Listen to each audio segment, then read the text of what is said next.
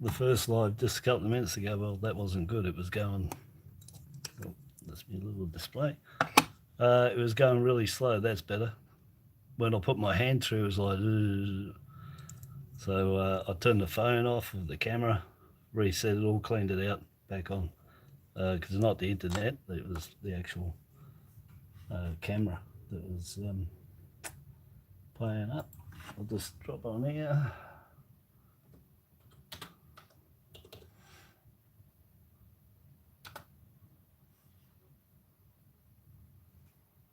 Okay, just playing around, changing a few knickknacks, hit my thumbs up. Oh, somebody's already done it as well. Good on you, whoever was waiting. Yeah, so what I've got is the results from the coins I checked the other day. Was that yesterday, I think?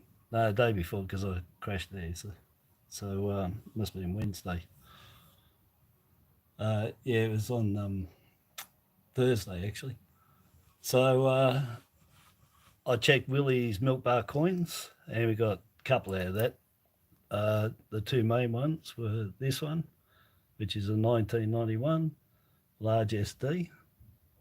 I'll just see if I can zoom up a bit. But the SD on that, that's the large one.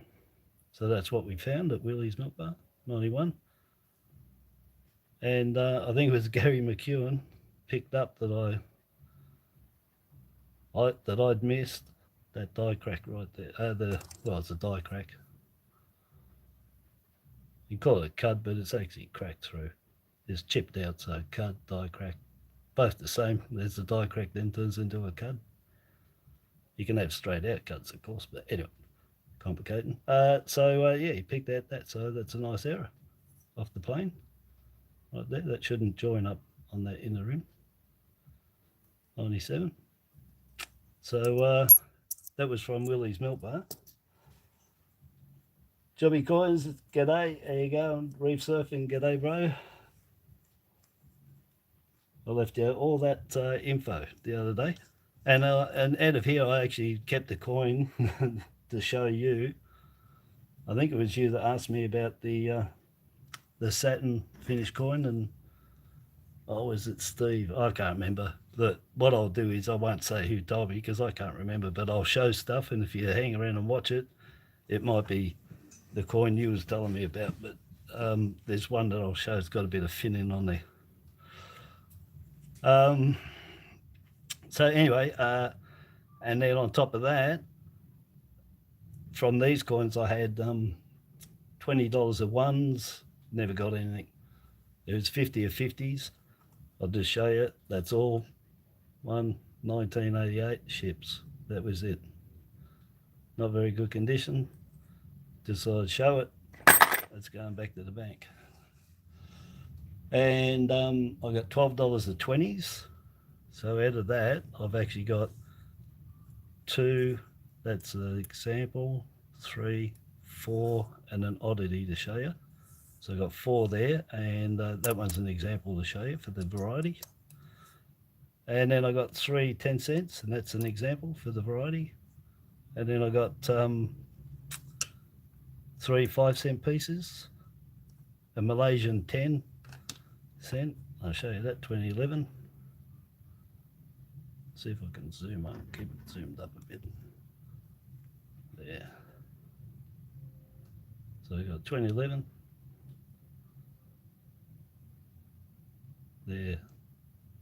They're coin orientated, looks like. Yep. Ours is that upside down that way? Correct way? Oh no, they're same as us, metal. East west. Anyway, that was in there.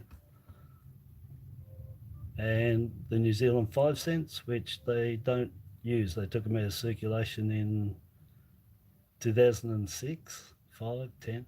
Anyway, they took them out of circulation. That's an 89, that was in there. How you going, Zim? No, I sold it. Oh, I've literally got about a kilo of coins in. I was going to do a video to show what I've collected in a year from all my coins. Should see all the, especially New Zealand coins, but yeah, I've got tons of everything. Got some really nice ones in there too. I'll have to dig them out. Might give them away to somebody, do a giveaway, because I don't want them. None of them got errors. I'll check them all for errors. But no, I had that ram strike, and that sold. That went, because they're pretty rare. So anyway, back to this. Let me get these done because I'll be here all day. So so I had $12 of 20-cent pieces, so $8 of 10 cents, and $10 of 5-cent pieces. So I got 3 5s, 3 10s, basically 3 20s. That's just an oddity out of it. Anyway, I'll show you what's here. So we'll go on the 5 cents. This was just simply to show everybody that if you're looking for really top condition coins, do Noodle coins before you go and buy them. See, that's a really nice 77 5-cent piece. But if you want something this good or better, not much, you got to buy a mint set. 77, $15, $20 for the mint set, somewhere there, $10. Oh no, about 15 probably. Anyway, you got to pay that for the mint set. But that was just to show that there's good coins appear every day because somebody has to use their collection up. That was all, so I won't be keeping that. That was just a show. I've got another 1991 large SD right here. So you got the large SD there. So that's 2 of them, one from Willie's, one there.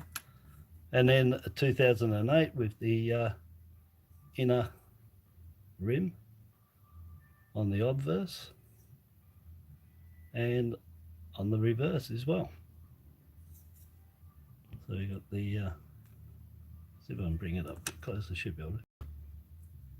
So you can see that inner, I'll bring it here, try to get the line on it.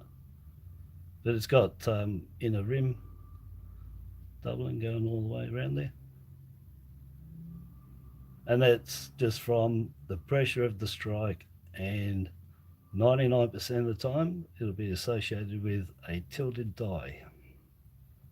So you can get them on both sides. One side you can get all of it, 3/4, half, just a 30 degrees, the whole lot. So just basically your pressure they've hit it at, and they haven't put the dies in square. So yeah, so just having a look here. How you going, Peter? Yeah, that 77 is good. Yeah, it was just to show people that you can find whatever you want. You can find.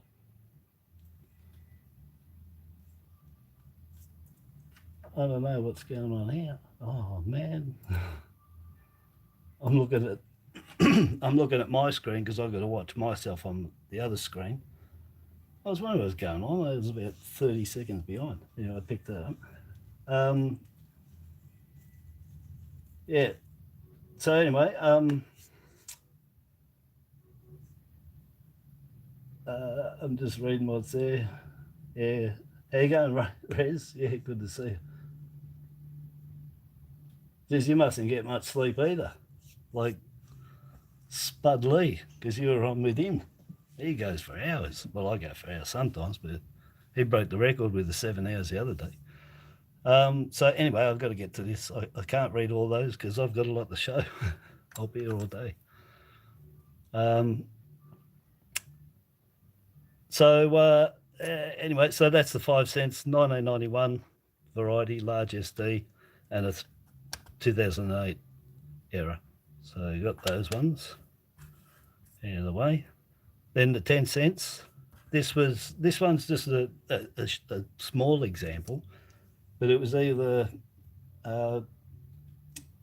Steve Smith or it was Reef Guy there that told me about some coins they had, and I said it could have some Finnin, Fin, FINNING.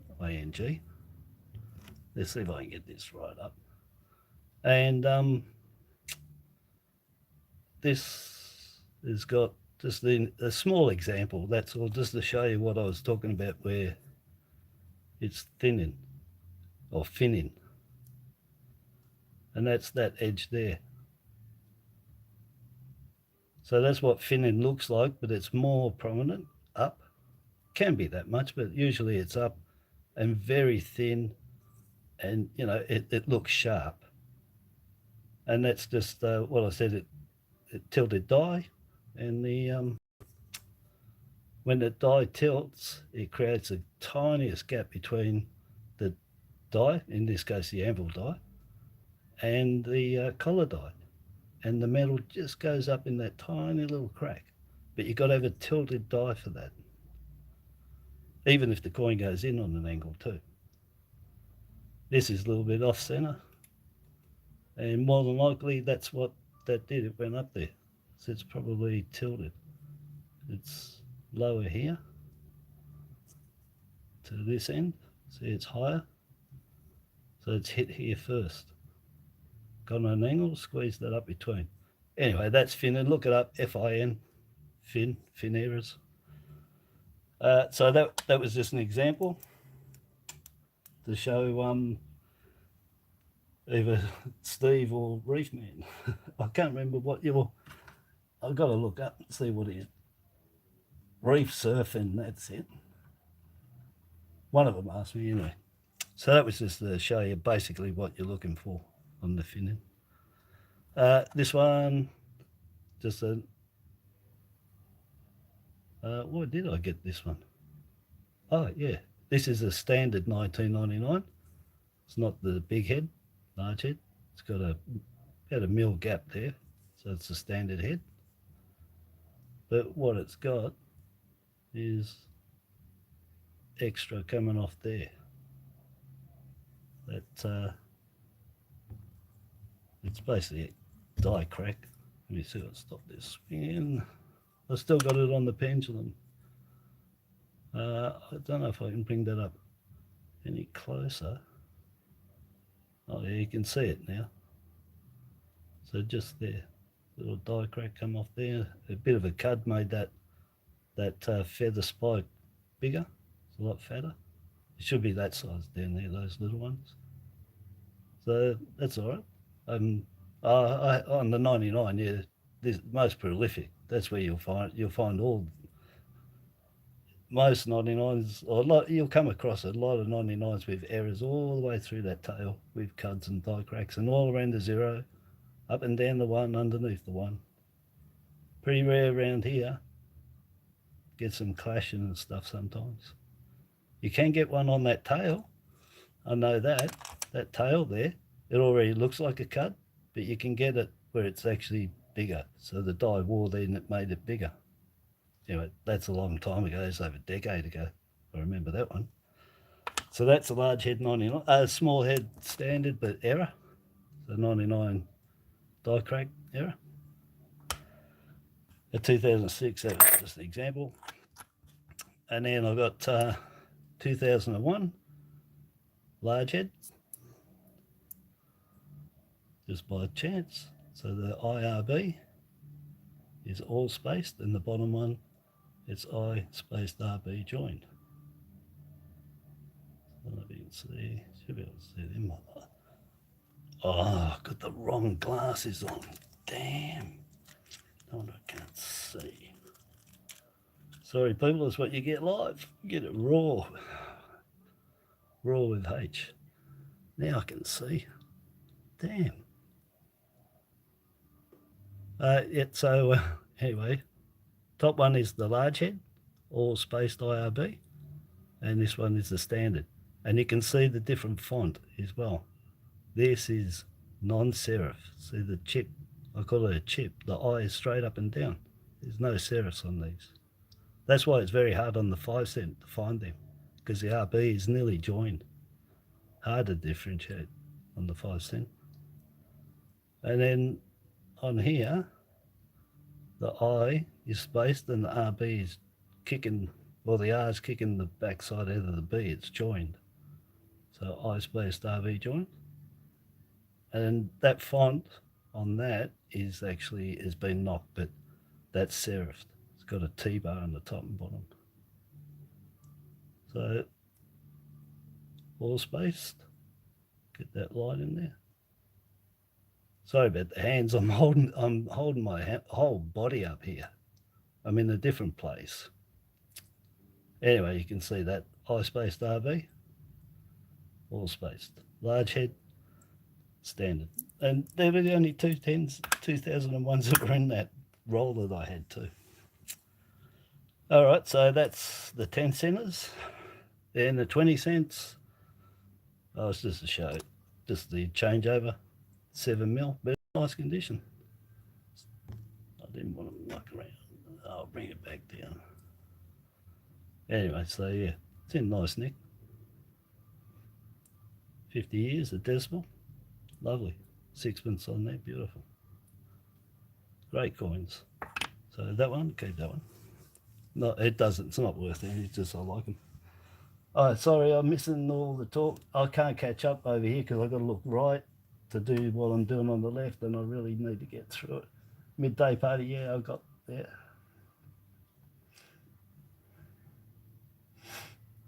Oh, okay, yeah, that's him. You guys chat. I had to be up at 4 a.m. Did you rest? Jeez. No, not yet, Peter. I went and had a look. Nothing in there.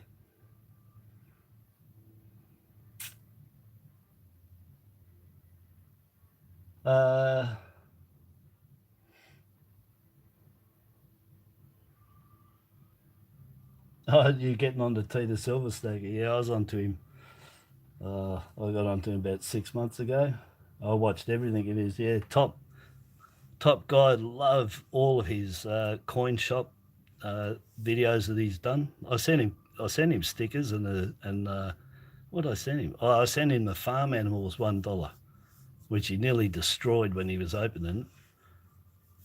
I don't know why. It was pretty straightforward, but yeah, he bent the card and he was pretty rough on it. But yes, he was pretty good. He's pretty good. I haven't gone over and watched anything for a while. Anyway, back to my stuff here. What else did I find? I found the variety of 2007 in there. So we got the broad 7 and the thin 7. So you can see the difference quite clearly. The tips on them are a bit different as well. There's more pointy, that's roundish. The O's are different. This is more elliptical in the center. You can see they're rounder. And the standard 2 has got a tall tail with a square. This one is short and stubby. Looks like a duck eggs, and a wide leg. That's your broad 7 variety. So there you go. And the bottom one is a standard. So they were in there. That was good. The other one was 2 more. So at $12, I got 281 3.5 claw. They're not in bad condition. This one's a little bit better. But they got the curved base letters. You can see on that one there. Curved base letters. The planchet is flat. Queen sits on top. They use less pressure. Turn it over, and every time you'll have a 3.5 claw Canadian minted, pretty marked coin. Getting focus there. So half claw just there on the both of them. So that was 3 all up that I got, because I got one from Willie's Milk Bar too. So yeah, get yourself $20 at 20s, and I'll tell you, you'll be, if you don't find one, tell me and I'll send you one. That's how confident I am that you'll get one. Probably 1 in 20 people will get a coin off me. But that's it. If you don't find it, let me know. I've got them there. So that's pretty good. And then just an oddity. You know, it's just one of those things that just plays with your brain a bit until you try and work out what's going on. Hi, Christine. Welcome to the club.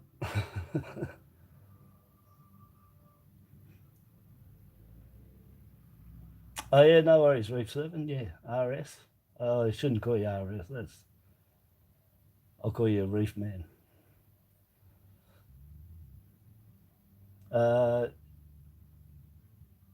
Yeah, just saying hello to everyone, that's all. Just having a quick sniff there. So this one, anyway, just one of those oddities that, you know, catches me, and straight away it's like, look at it, it's domed. So it's domed in. You can see here now. But the oddity to it is, so it's obtuse here, and it's incused here. It's bowled in.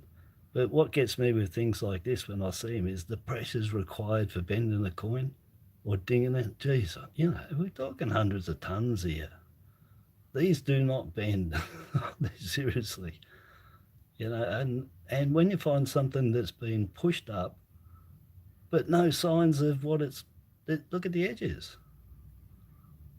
There's no marks on the edges where it's gone in a vise. It's not squashed where, you know, a tool is pushed in there.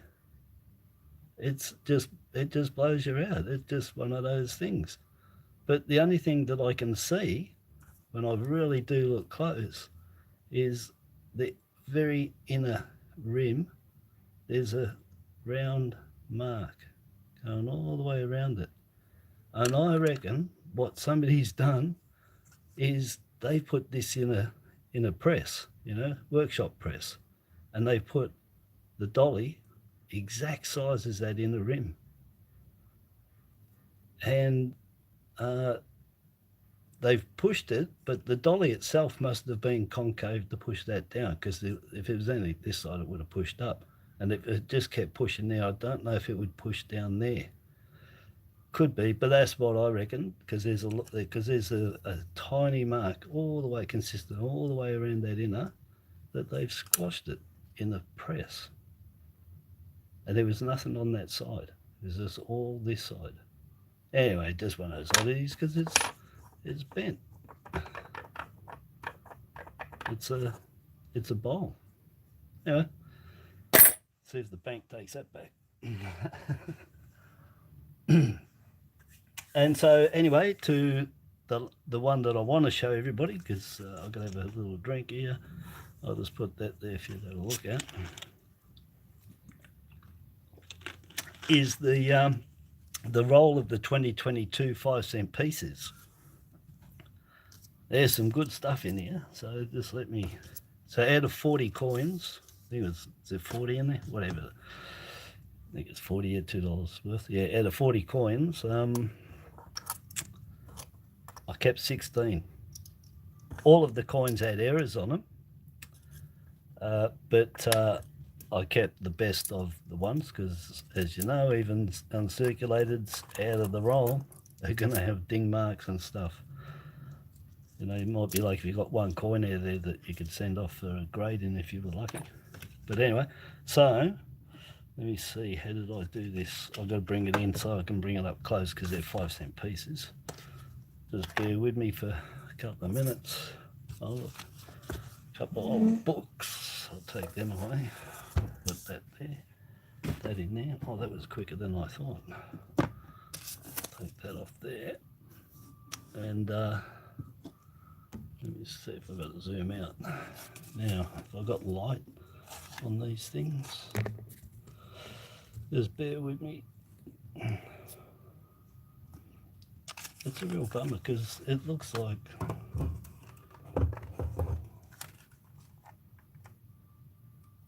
is it the colour, that yellow? What happens? I don't know if you guys noticed that. Well, I'm too close. I might have to disperse with what I was going to do and put them down here.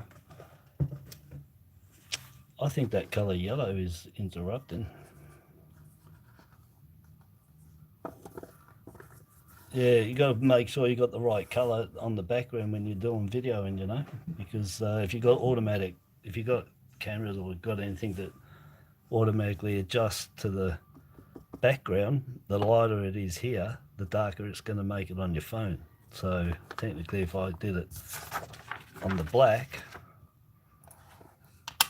they should show up beautiful.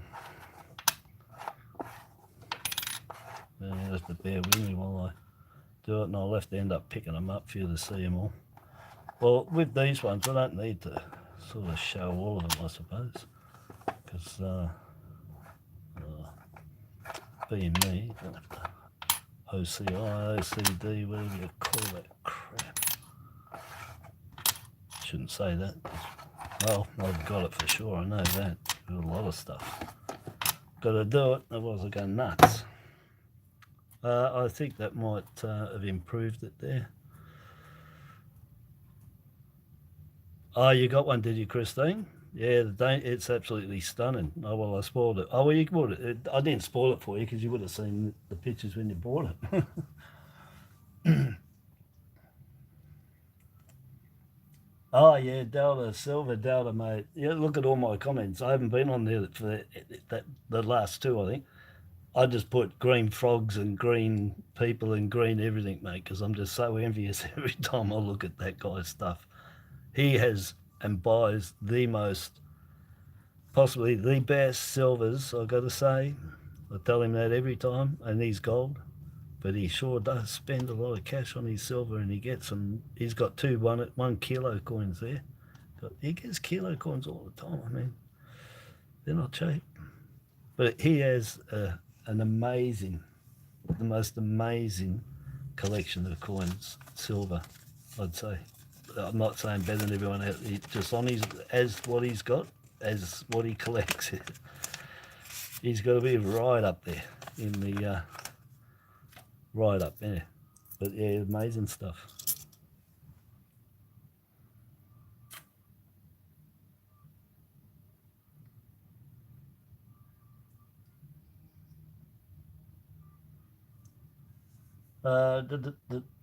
Just reading, sorry, I'm just reading up there. Anyway, so what we got here is, out of the whole roll of 5-cent pieces, all of them were error coins, and out of all of out of these 16, these 4 well, distinctly different in one way or another. I'll tell you about them in a tick. Now we're going to move this down a bit. Yeah, that's a bit better. It's too bright, but I'll bring this up. So all of these are the same, and they're uncirculated. And if you're going to find a lot of this stuff, to find it, well, you won't find it unless you get it uncirculated. That's why, getting uncirculated rolls and looking for coins is where you're going to find the minute stuff. So let me see if, so first of all, there's a cut on the crown there. I don't know if I can get it. Next to that hair. So just there, I'm trying to keep my hand still. Oh, just see it on the top there. I wonder, hang on. Let me see what happens here. Does that make it worse? So right in the center of that crown on the top there is a small cut.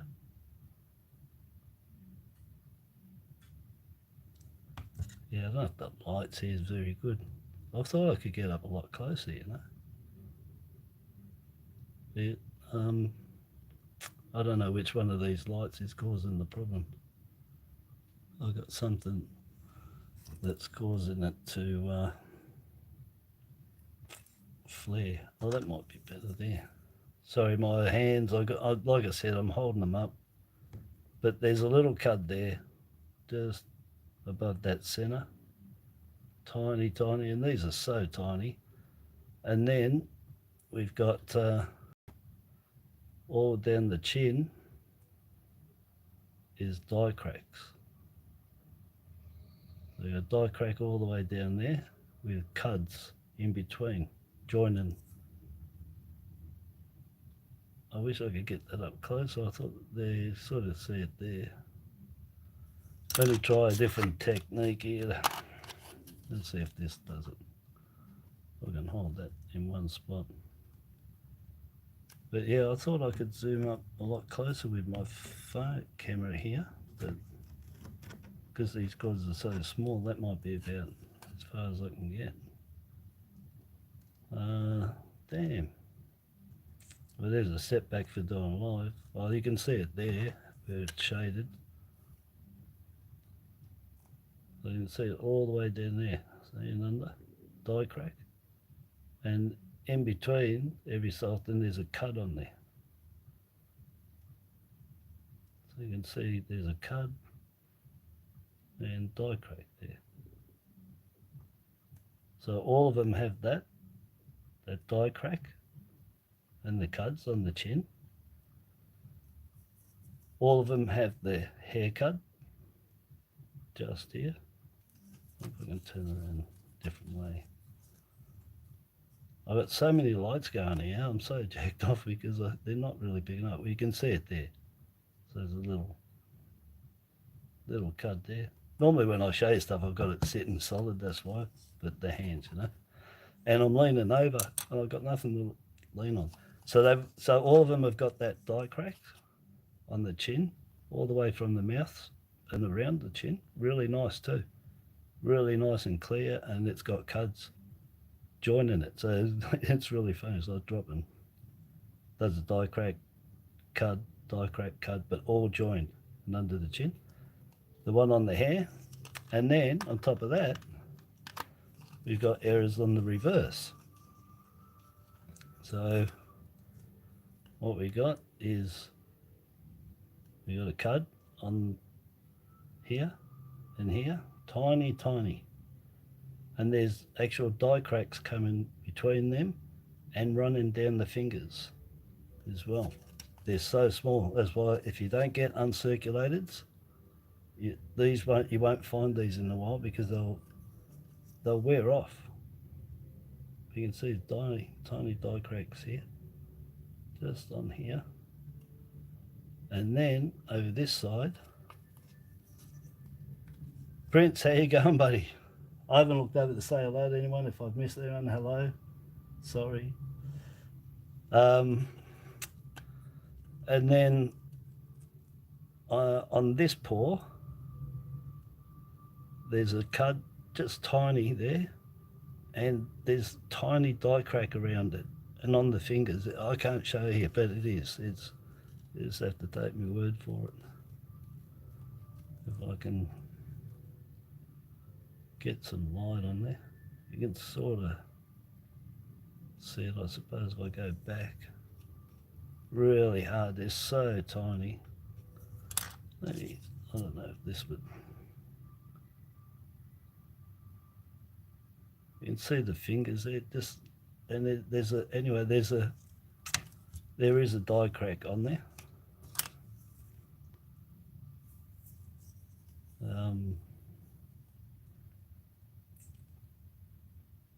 There it is there. So it's a raised tiny cud die crack, but there's some coming off it. So anyway, so that's what you got. You got a cud on this paw, die cracks. A die crack, not really a cud, a thicker one, die crack on here with die cracks around it.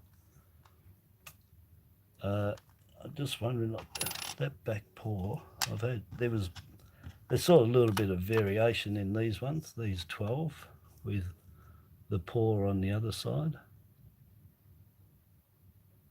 You can see the cud there. Trying to get that light, it's just really annoying to probably watch too. But they're so small, I've got to get the shadow on them to be able to see them. Maybe if I go around this way, let's see.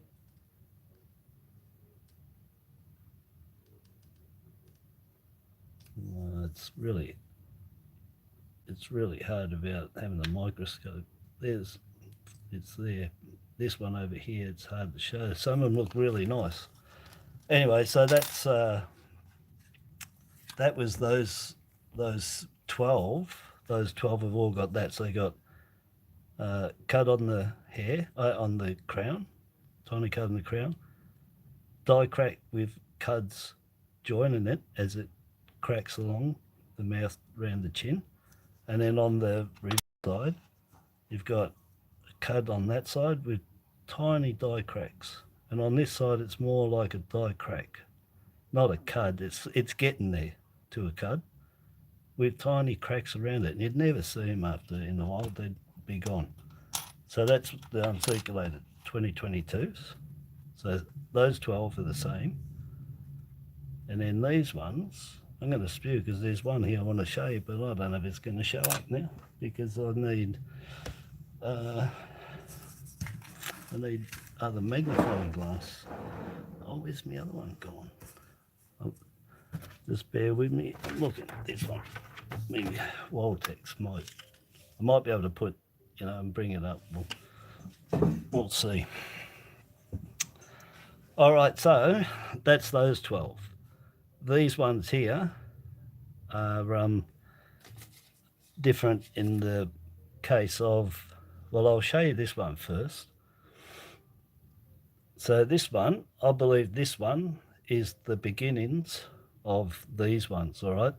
So I said in the description, if you did progression errors where, the whatever's on this that you're looking for, to put them in order as you see the error happening, which is really good fun to do. And you can do it with these. I could do it with these really good. I could break them down even further into the size of the cut on the, well, if we're looking at it, the right paw, and the die crack on the left paw, because there's variations of them. So you can work it right through till it's worse. This one is the start because it's got the crop circle on it.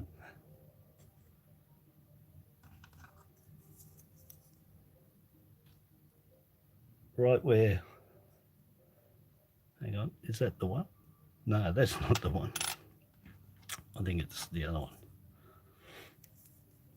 Where are we? Is that the one? Yeah, so where the cud was, let me just, it's a circle with no inner.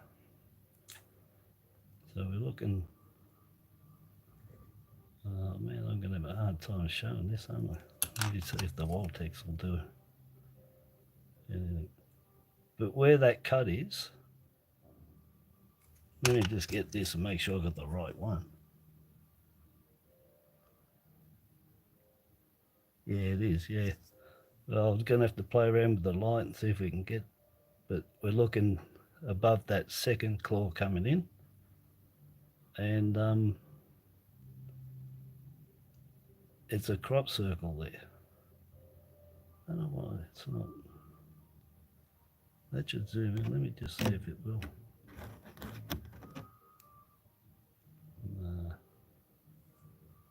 Let me see, where's the closest? That's the closest there. But that, it's not, anyway, so the cud hasn't formed. What's happened is it's formed around the outer and just created a crop circle. There's on spewing, I can't show that.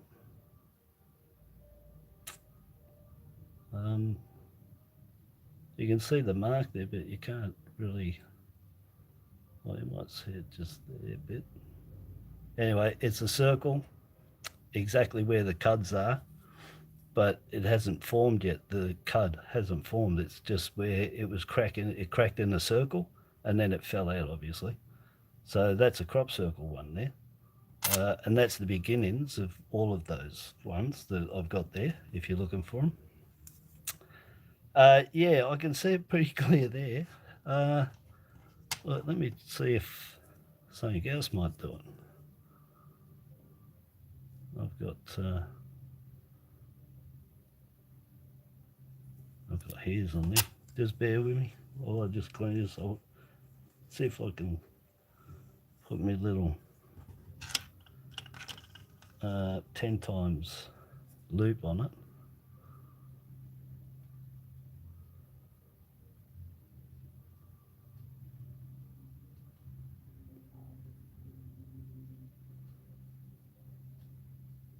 it's sort of not quite, I can't quite get it there.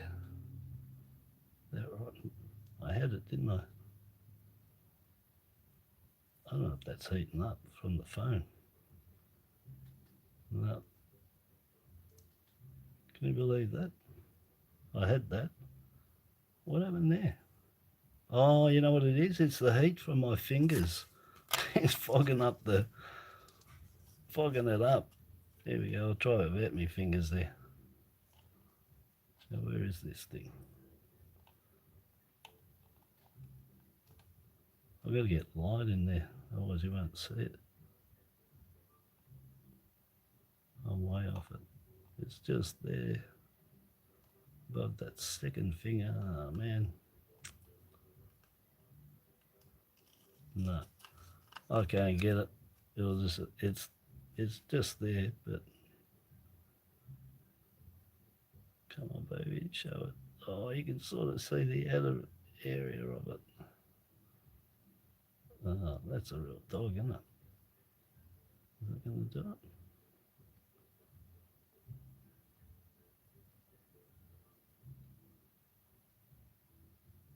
No.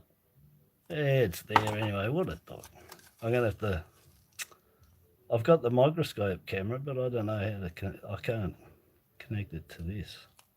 But it's a crop circle just there above that second finger. And it's got everything else that all the others have got.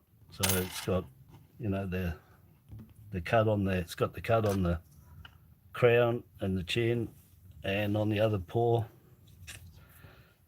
Anyway, damn. Well, we'll see if we can show you this one. I'm going to see if we can see it first before I say it, because if I can't see it, I'm not going to say it. Anyway, this was an oddity, all right? You know, I say look for stuff in errors or coins, you know, to... anyway, so that one there, I saw it and it just reminded me of... is it Horizon, the film? Final Horizon? Anyway, when they're floating off in the sky, the spacemen with the pack on the back and the knees bent up. It just reminded me of a flying spaceman that hit in the head. So if I be good at... Anyway, just one of those oddities. I hope you can see him.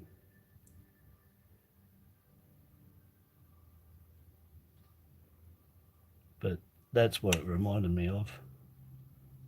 Flying spaceman. I don't know, I can't use that in front of that. Yeah, this coin's so small it's hard.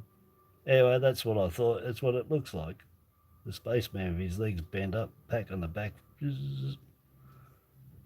You need it. You know, you need to have it in the hand to look at that sort of stuff. Unless I've got a microscope camera, but I'm streaming from my phone. I can't plug it into the phone. I'm not streaming through the computer.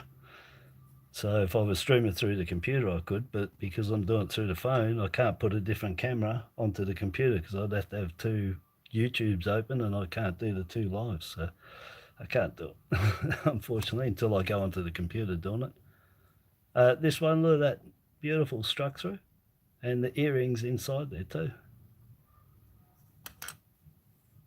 Is that up as close as it goes? Yeah. So, yeah, right inside that structure, eh? So there was a chip on the die, and it must have been just enough that it went around the earring because it was still produced, the pearl, and just covered around it, you know what I mean? Maybe the ones before this, it was completely, there was no earring there. But as it got smashed more, it got broken in that spot from the die and it started showing through. So the very first ones of this might have no earring in there. And yeah, chipped out. A chip just landed on there from somewhere. And again, this has got the die, the cut on the crown. It's got all the chin, all the die cracks on the chin. And it's got the cut on the paw. with the die cracks just there. Little die cracks around there, and it's got the one across here. Little die cracks and just there, and going down the fingers. So it's got that too, but it's got this beautiful struck through. And you can see that's a struck through. It's uncirculated. You're not getting that from a knock. That's a struck through. It was on the die. Strange thing is that this second one is also a struck through, but it's down here. See? See that there? So it was on the field and a little bit into the design. Stuck on there, just from here. I'm just wondering that a bit of, that whatever was stuck on the die is broken up and a piece of it's landed on here. And this was, because it's in the same batch. So yeah, two struck throughs. Yeah, and that could be from that piece that was there. So they go together nicely. And again, it's got the same. It's got the die. It's got the cud there, and on the paw with die cracks, and over here. There you go. Just can't. If I could get that light on it, get the shadow would be good. It just sort of blends in. You can see that one on the other side there. This one's harder because it's a die crack on this side, so there's no hump to it like on that side. But anyhow, so that's two struck throughs. Nice. That one with the earring is just brilliant. Example of that one there. So yeah, so anyway, there you go. I'll show you what was in there for those 2022 uncirculateds, and that's what you can find a lot of the time on, especially on the find on the smaller coins. You can get some really nice small stuff that's happening, and they get out of the mint because they don't even pick them up. They're so tiny. So yeah, good lot. So 12 the same, and then two struck throughs.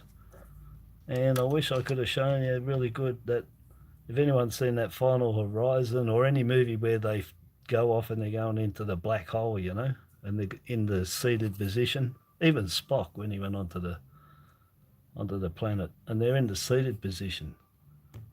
Well, they got their legs looking like seated position, and with the big square pack on the back. And that's what, it's a shame we can't really show you that up a lot closer, because it does look like it.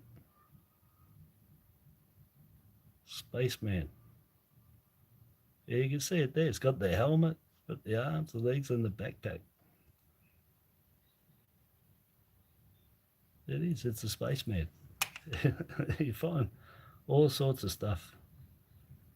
And I think that's a struck through because it doesn't look like it's knocked. I think that was on the die, and that it is a struck through. So, yeah, bit different.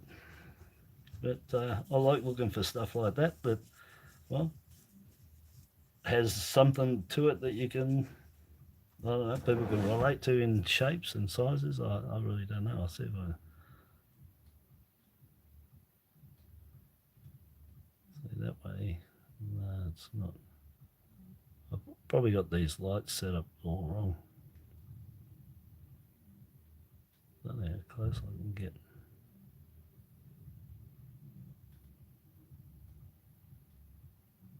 Come on, show him. There he is, there. The spaceman. It really is. It's weird, but the legs are bent up. It's got the helmet, it's got the body and the square heavy pack, oxygen pack on the back. Right in the forehead. It's a beauty, and the coin's perfect. And it's got all the errors on it, and I reckon that's a struck through error. It doesn't look like it's been hit because there's no angle on it. It's dead flat even, so it hasn't been built up, which like a crater. If something hits it, it'll have an edge like a crater, but that's flat. So it's a struck through. Be a bit of metal stuck on there like the other one, but sometimes, you know, shows you that nature had all these shapes before we came up with them. If it's done there, it was done millions and billions of years ago as well.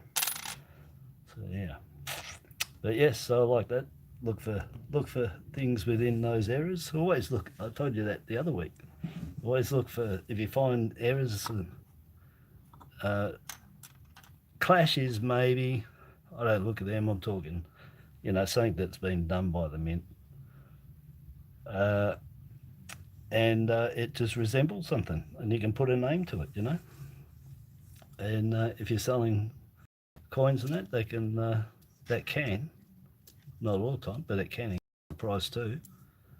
If it's a one-off and a good name, done that plenty of times. So Prince, hello. I'm now going to look over here and see who I've missed and say hello to.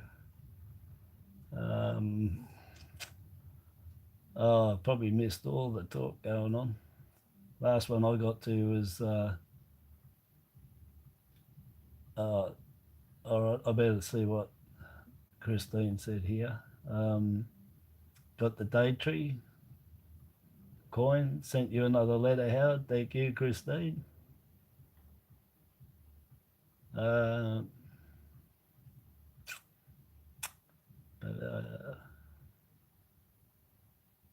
Oh, so Peter J bought the Vegemite set. Yeah, good on you. Yeah, it's the coin's really good. And again, I got sucked in. I kept saying $2. It's a $1 coin.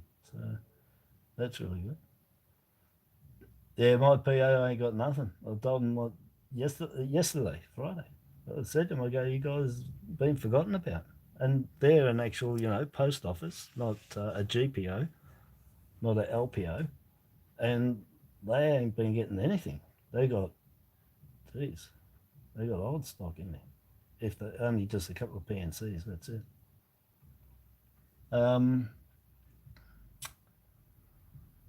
Prince, yes, buddy. Yeah, thank you too.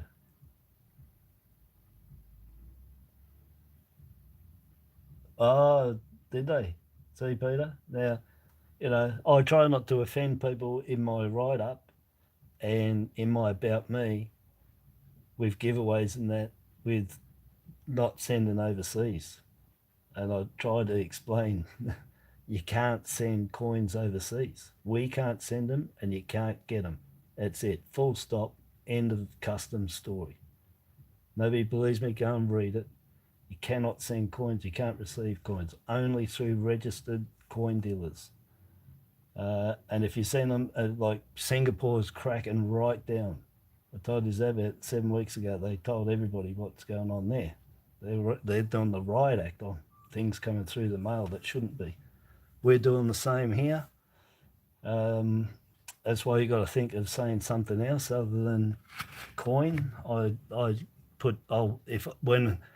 When I did do it, I would put, if I had to do a customs sticker, they're only on parcels. If you send letters, there's no customs stickers have to go on it. You can just put it in the post box as normal.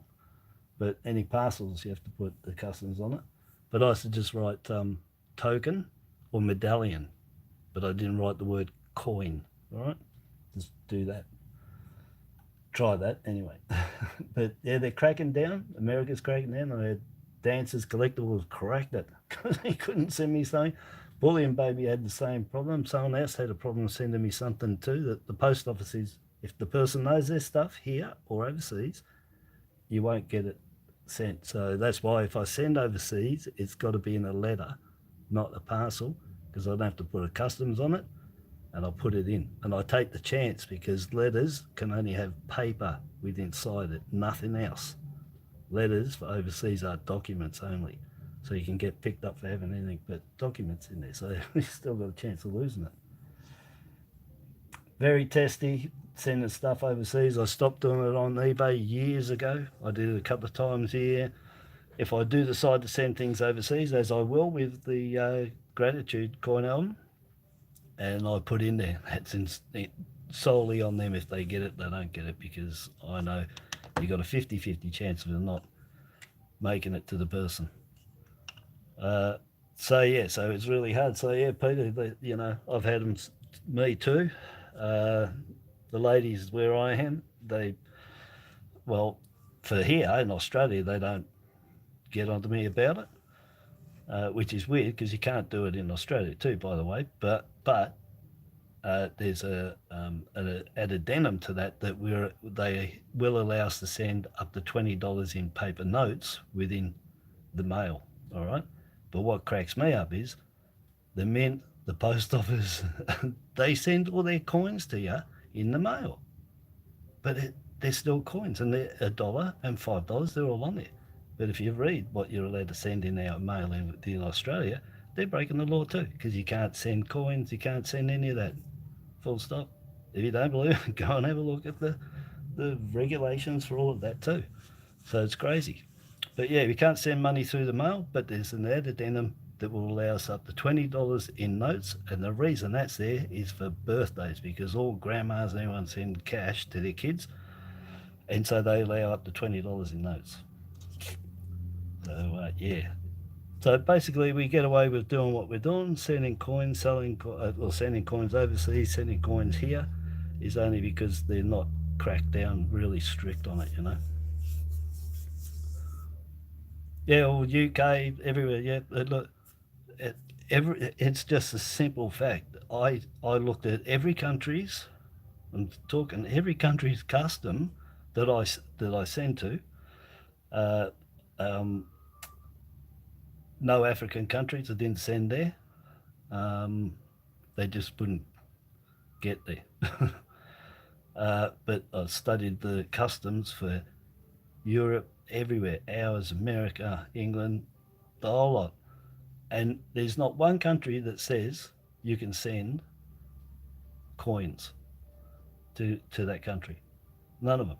And the bottom line to it all is, it's not just coins. Everyone's thinking, you know, circulating coins, silver coins, gold coins. No.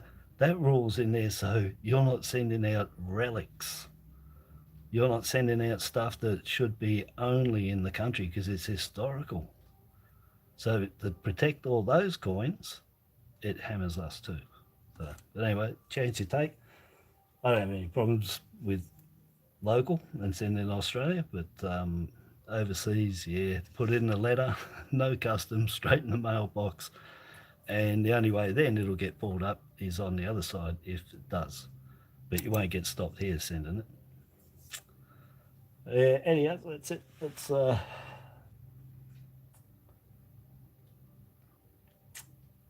yeah, well, 2 months from England. See, the Australia Post and England married up together about 3-4 years ago because of eBay. All the UK sellers were cracking up. Whatever that, you know, England, Australia, you know what I mean, the relationship. So what ended up happening was that the Royal Post with Australia Post did deals with each other, and now the prices, as far as I know, for England and Australia are the same for letters, and not letters, but for parcels, and that was so people could, between England and Australia, could do exchange. It was a bit discriminatory because they didn't do it for any other country, just England, and so that should get here quick, and it shouldn't cost. It should be the same prices as it is in Australia. And that's why they had that amalgamation, because we got a lot of planes going across that way. So it shouldn't take 2 months. 4 weeks from America, 4 weeks Singapore, England, because of that time there, you know, a week, 2 weeks, 2 weeks, I'd put it at. So if he hasn't registered it, then, you know, did you buy it off eBay?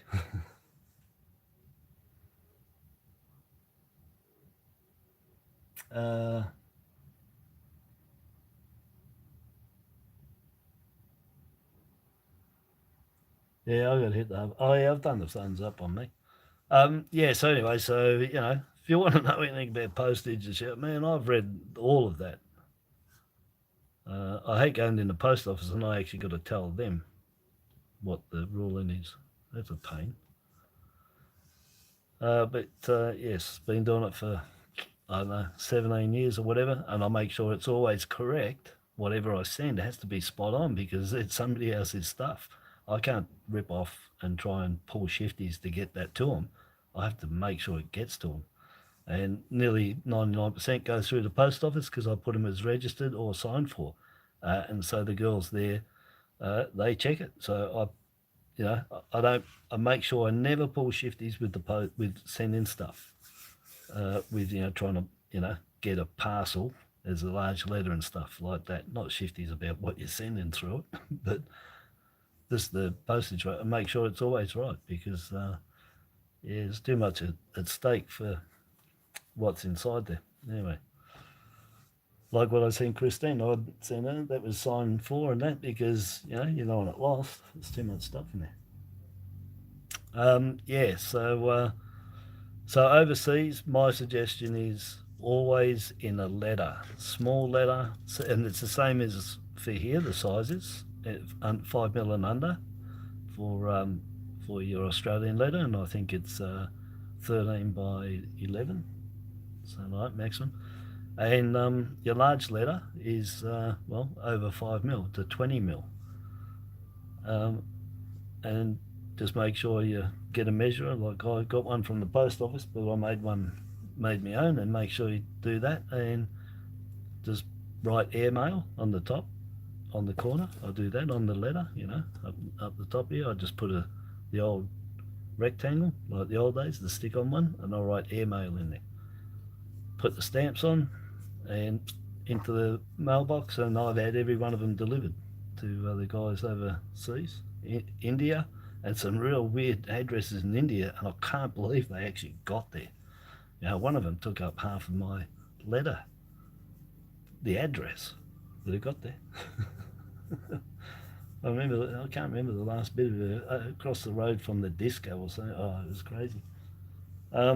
Yeah. Anyway, that's postage, overseas letters, and the only thing you'll get nabbed on is you got to put paper in letters, documents, but that's a chance you take. You beat the system, getting it in the system by not having to put it through the post office, but you won't beat the customs the other end if they check them. Depends how they feel on the day, I suppose. Yeah, anyways, that's about all.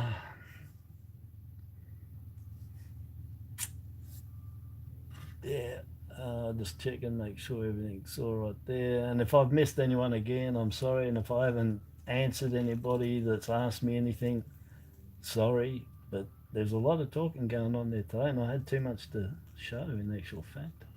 Oh, I can't go back looking at all. Everybody wrote quite a bit. That was a good little session anyway. Saturday afternoon, little sesh. Oh, look, I forgot. I've been down to Willie's Milk Bar. Should I check these? Everybody want to hang around? What's the time? How long have we got? That's an hour. Oh, look, we all know. You can't not. If you've got coins, you're going to check them. The bug, it's gold fever, It does for me. I told you, I don't know. I'll pick a number in the 90s and pick, must be 97 is when I started in coins, looking at coins, and it wasn't these coins till 2 years later in '99. It was the pre-decimal coins and tokens, old 1800 tokens and stuff. Love tokens. I don't know if anybody's into tokens, but you can get some tokens that just make coins look like shite. There are some beautiful tokens out there, absolutely stunning tokens from the 1700s, and oh man, I love them, tokens. So I was into tokens and pre-decimal coins before all this, and then I did it, started noodling coins, but doing pre-decimals as well, and notes, the old pound notes and 10 shillings and shillings, everything. I love the old coins, the old notes. They're the best. They should reproduce them, but they're the best. The old notes. Oh no, I went 20 cents first because I ain't. They took too long. Got $10 of 50s off him. Yeah, I went down again today anyway, this morning. So, well, he had some more coins, so that was good. Yeah, so we'll have a little sniff. I've got to check them anyway. As long as these lights are... Yeah, that's just crap, isn't it? It's not worth looking at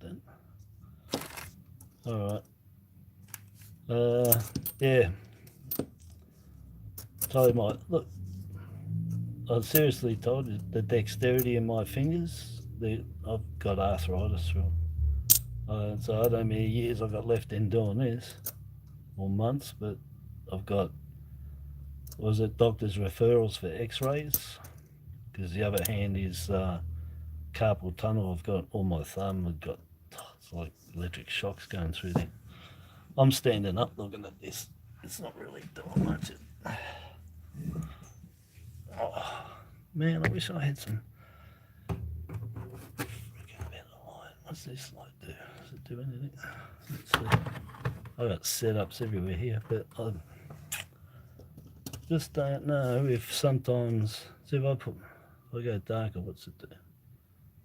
And then lighter, see? It's the camera, I reckon. Stupid thing. What happens if I block it? What sort is the, oh, let me have a look underneath, hold on. Oh no. I thought I might have been blocking the sensor, and that's why it's playing up, but... Oh, got a bug flying around. Oh yeah, so anyway, I don't know if that's, it looks dark on there too. Why is that? It definitely is this camera, isn't it?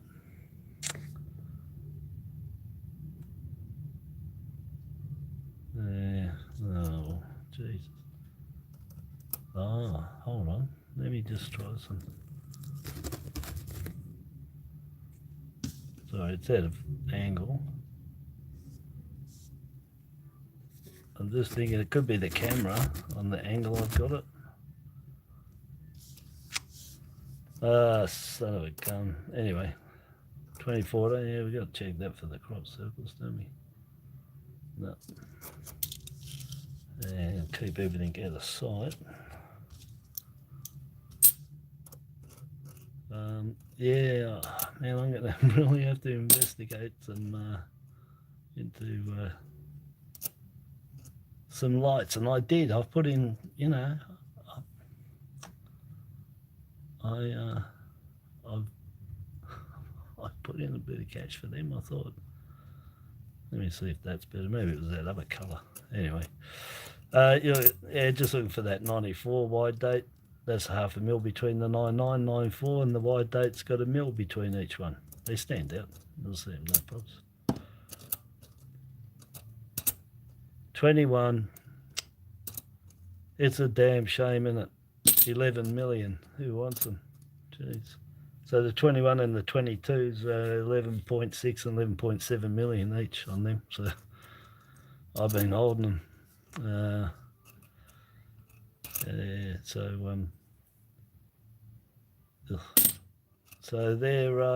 they're not worth anything. The 21s, 22s, the mintage is massive, just under 12 million on each one. The 15 gets a lot of the cuds on the shield and the Roo reed. I just wonder if I can come up a little bit closer. Not much. Who's going? Oh, VC.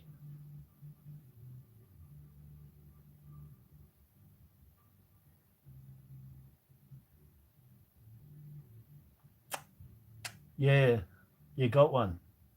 Yeah. You know, there's a problem. when you send something tracked, as soon as it gets tracked in that country till it goes, and all the way across until it hits your house, it doesn't get tracked again. Once it leaves the shores of England to here, till you get it in your hand, there is no tracking. Singapore's the same. It tracks. As soon as it's out of the country, it'll tell you that it's left the country and that it's on its way to its destination. And that's it. Once it doesn't, you put that tracking number into Australia Post, it shows nothing. It tells you go to Singapore site and have a look. You go to the Singapore site, you put it in, it says, yep, tracked up, it's left the country. It's gone to the destination country. That's your tracking. That's it. You can't track. So England, it'll show the tracking up till it got in the plane or on the boat, and it doesn't show it landing in Australia. It doesn't show anything until it gets in your hand. So there's no tracking. It's crazy even saying it. It's tracking for the country only. It doesn't track through the next country. It's not in their system. It's totally different numbers to what we use, and they're not amalgamated together, so you can't do it. So yeah, it's a joke having a tracking number from overseas. You can't track it when it gets here. If you want to do that, you got to do your FedEx or something. But if you're going through Royal Post and Australia Post, you ain't getting no tracking stuff.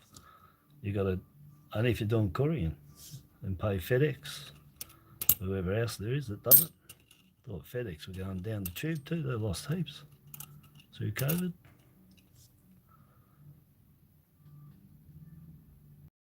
I think they were putting off people for the first time ever. Now, coming soon, already did.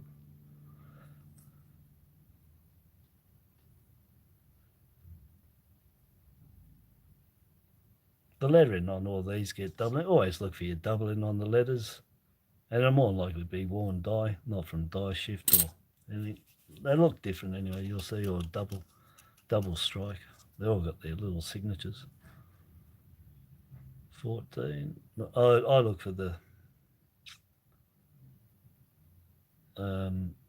crop circle on the 12s, 14s, 16s. In fact, it'd be crazy not to look on every coin.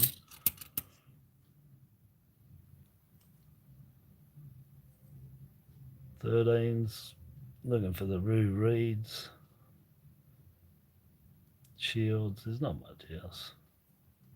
A lot of them are just standard fodder. You just go past them in the end because you just don't find anything. And even if it did and you missed it, it's probably minor. 74s is to keep. You know, I've said that 74 up. 69 to 74s is the 50 cents is in the 70s low range. That the money's worth if you can find them in top nick, put them together, and then from there you're talking 75, 85 and then onwards. 96 is, if you find these in excellent condition, as good as that, they might look good to you guys, not that dirt there, but better than that. I'd have to find this. Well, if you found a 96 like that, you'd be keeping them, all right? Because the only way to get them is in the mint set, and they made 26 million, I think it was, of the 96s. You try finding any of these in any better than that, nearly impossible. Whatever there was, the metal they used that year, just crap. I don't know. And every $100,000 you might find one like this, and they sell. If you're selling stuff, flipping them, 96s sell. Top neck 96s, because you've got to buy the mint set, and it's $100 or so. Sorry, I've got that going on. Talking to myself, probably. Yeah, see you, VC. Right, but thanks for dropping in. Hit the like button. Drop by next time. Impromptu stuff I do. So $2 coins off him, and they all know, mate. You're not gonna if you get a colour, it's like the last, like Dorothy the dinosaur, you know. And that's just nothing. And you can flip them, you know. I used to, you know, I used to get them like this. This is what I used to do. It's a pain in the butt, but I'd do them like that and just flip them, you see. I'd know the angle that they were on when I flipped them, and I'd just make sure that they're, so I used to just flip them, and not anymore.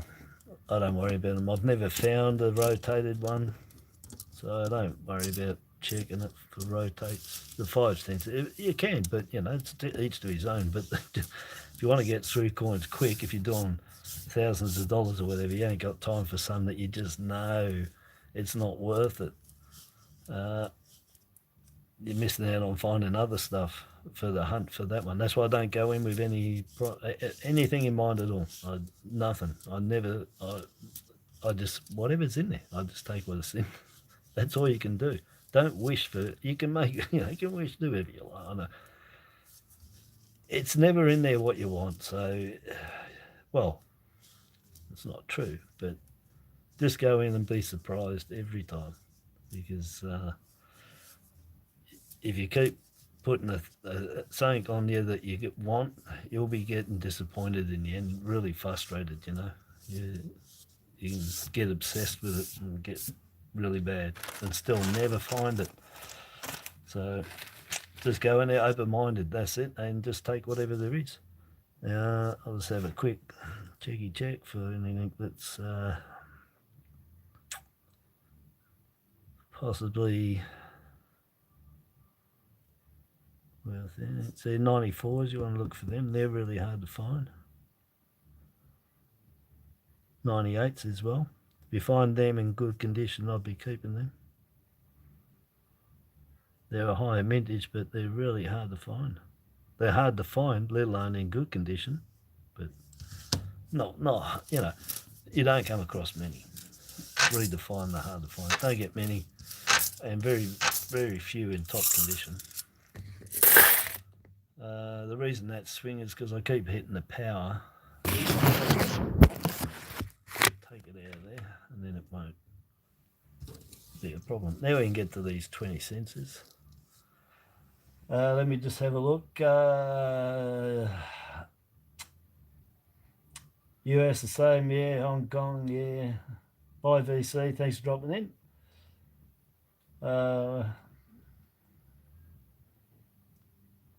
Oh, good on you, bro.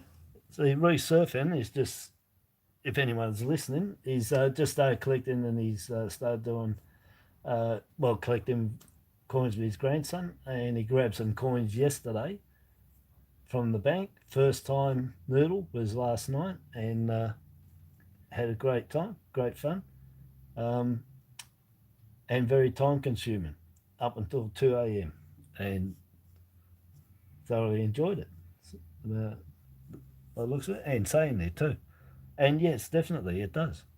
You know, it's a bug. If you can't, it's very hard to to go away when you got coins sitting there that you know your little head's telling you that there could be something in there, you know. Really interesting. Nah, did you just have an earthquake? Nothing here at the moment.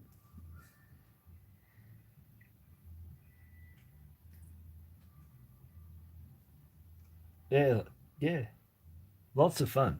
It is, and I wouldn't be doing it. I'd do it to find coins to sell. Oh, yeah, for sure. But it's not just that. I've got so many coins that just aren't on there for sale. So it isn't that. If it was, I'd have 1,000 items and not 27 items on eBay. So nah, it's the fun of going for the hunt, isn't it? You just don't know what you're going to find. That's what's so good about it. Every day somebody put in something that was locked away for 20 years because now they don't want it. Pops died, you know, for whatever reason. So you can't get bored of it because you can't say, oh, I get the same shit all the time. No. Every day there's different coins, and every day different coins come into the system that might have been sent to the bank and then redistributed out, and they might have come from well, Tasmania, they're here, Queensland to West Australia, and so you get different coins again. And you know, on all of Australia, the seriousness of how many people are actually taking coins out and noodling is just really minute. You know, it's so small. I was bugging around with that because that's the yeah, for reef there, these 2008s, you can get a wave gap, just like the 1966 Canberra privy mark. They put a privy mark on these 2008 as well, and there's a small gap between the platypus and that wave. In actual fact, when these first came out, I made a video, and I think I got it, and I've showed 4 variations of the length of this wave and the for where it finished. So the distance between the head and the tip of the wave, the gap they did, I got 4 different sizes. So they must have used 4 different dyes, even possibly more. So if you do collect that wave gap, make sure you collect in all the ones that are varieties of that wave gap, because there's at least 4 of them that I know. They were different gaps, you know. Let's just say there was 0.2, 0.4, 0.6, 0.8 of a mil. There was different gaps. So anyway, that's another one. Oh, well, what? I missed something here. I'll see you later, Peter. Sorry, bro. Ta-da. Have a good drive. Probably taking the Rellos for a drive, eh? Your friends that are there? Unless they wouldn't have left already.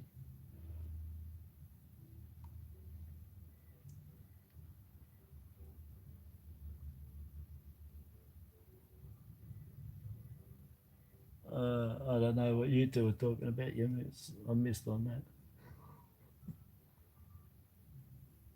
that. Anyway, yeah. So I forgot what I was talking about. Oh, the 2008. Yeah. So there's variety on the back, but that variety, there's about 4 varieties to get: A, B, C, D, and possibly more. They might have used more dyes that year. 2005. Look for the swan on here. Got the mark on it. Looks like it's a feather, and a swan too. Don't see them around anymore. That was back probably 2007, 6 and 7 with those ones. I know about them. Yeah, so I'm just sort of mucking around here. Normally get into these because they take ages. Yeah, well, this one I found the cut on the hair here the other day on one of these that matches the 2020. So look out for that. Just above the crown, there's a cud that I found on it. And the 2020 has the same with massive amounts of other die cracks and stuff from the 2020s to look for. I got a video on that. I think I did the shorts, and it shows all the all 12 errors on the 19 coins in 3 different groups that I found. But yeah, I'm not keeping these. They're going to be high mint, I bet you, just like the 50 cents. That's me doggy. I think I might.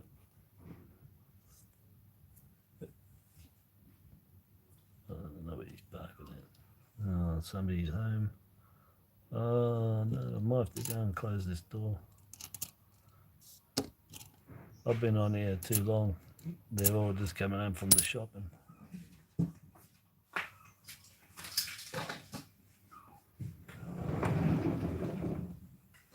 They're going to crack it. I've just closed the door on them. It's like, yeah, they're going to have to put the shopping away themselves. Anyway, there's it got me in trouble, I bet. A lot of fingerprints on these.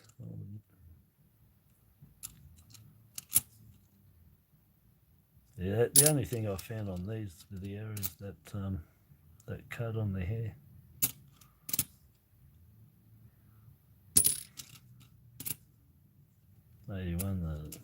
That's just your standard. It's got the 4 claws. Let's see if we can see the nostrils. It'll tell us if it's a Canberra or Welsh.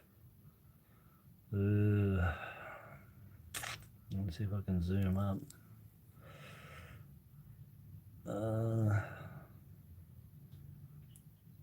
Stop rocking, this thing's rocking. That's not my hand.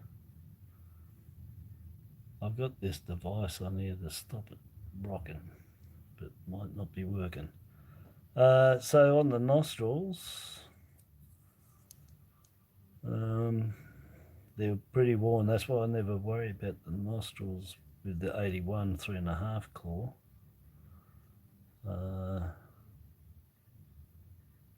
They look like they're wider, small and wide, so that's the Welsh minted 1981. They were the only, Wales was the only one that had that small, widespread nostrils. Canberra that made these in 81 and the Canadian both had the big nostrils. So that's your standard. Any of those on there, if they were missing, would be just dye fill. There's no privy marks on the Welsh or the English one. Canberra one. Oh, that's a wide. There's the wide variety. Got the thick leg 7. Yeah, come here. Why is it doing that? Stuff behind it. It's got the thick leg 7, elliptical zeros, and short stubby tail. So it looks like a duck. A duck with duck eggs and a wide 7.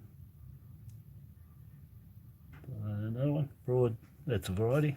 Same as what I found and showed before. Oh, seriously.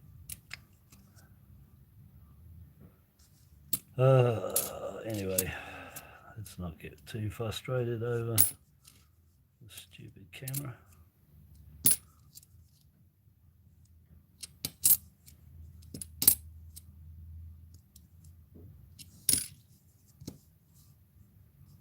Then your 2004, this is for Reef Man there.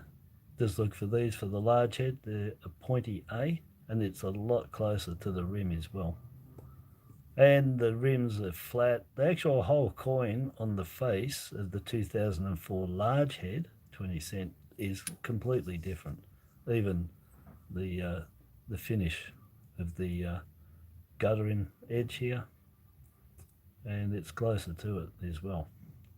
So there's a large head of them, and that's the pointy A. What's that one? No, that was that one. Yeah, so oh, Silver Data, how you going, buddy? I'm just catching up with what's going on here.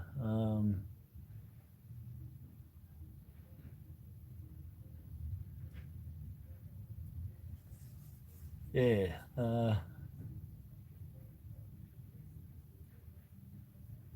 Oh, is that all we're down to? Oh, that's all right. Yeah, I think I caught up on that, but I didn't see Silver Delta pop in it. You know what happens sometimes? I don't know if other people, when they're doing live, that they see there's comments there, and then you go back and have a look, and just like Silver Deltas is in between there, that it wasn't there. Or I'm just in between looking at the coins and there, that it seemed that way. But I didn't see you there, bro.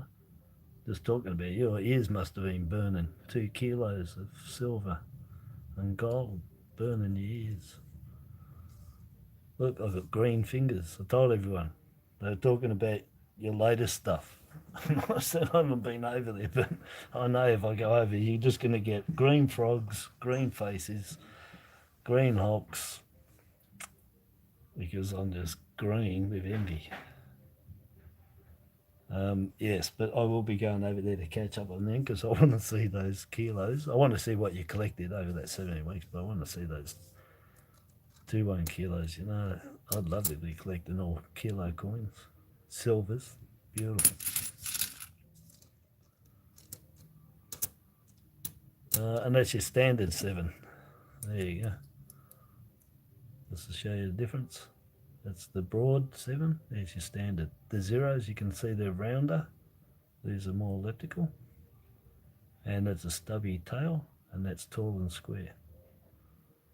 So that's your broad date 7.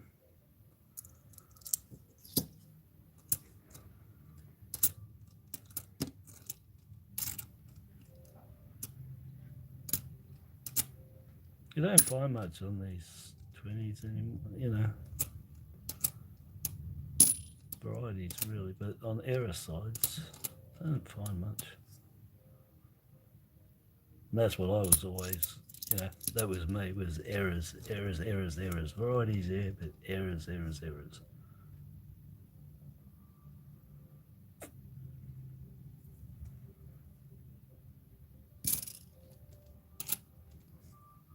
(2001), looking for the small SD, which it isn't. And the large head with the all-spaced IRB, which it isn't.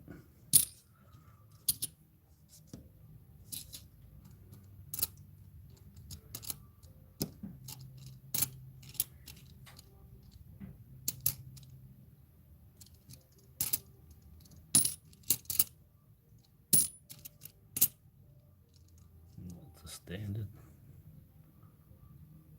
See the fourth clause filled on that. And this one, oh, that's a Canberra.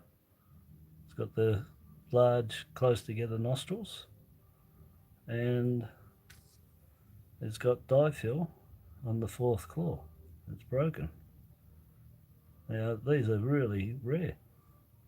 And the first claw, you can see where people think this is the Canadian one, it's die fill, but it's taller. It's about, well, that's about 3/4 of a finger. But they always leave a remnants left over. So if you turn it this way and get the light on it, you can see the spike above that. Should be a clear field on the first one. And this one is missing in the middle. But that's a Canberra. Really, that's a real good score. They're extremely hard to find. Extremely hard to find. These are, when I find these, the vast majority are the Welsh coins. So the vast majority I've found are Welsh. You might find 20 Welsh, but more before you find a Canberra die fill error coin. They're really hard, and the best thing is it's got the nostrils. It hasn't worn off. So you can see it's a dead set Canberra. So Canberra is hard to find, hard to, because of that nostrils wearing off between that and the Welsh one. But finding the Canberra one with the errors, that's harder than, they're scarcer than the Welsh with the die fill. And the Canadians you can get, you know, with your half claw, but you still get die fill on the other ones too. Anyway, that's, you know, it's a mimic half claw, but it's got the same nostrils as the Canadian, the large, but that's die fill. And here is flat base letters, they're not curved. The ones, the I, the L, everything's flat base letters, and it's concaved. See, she's pushed down.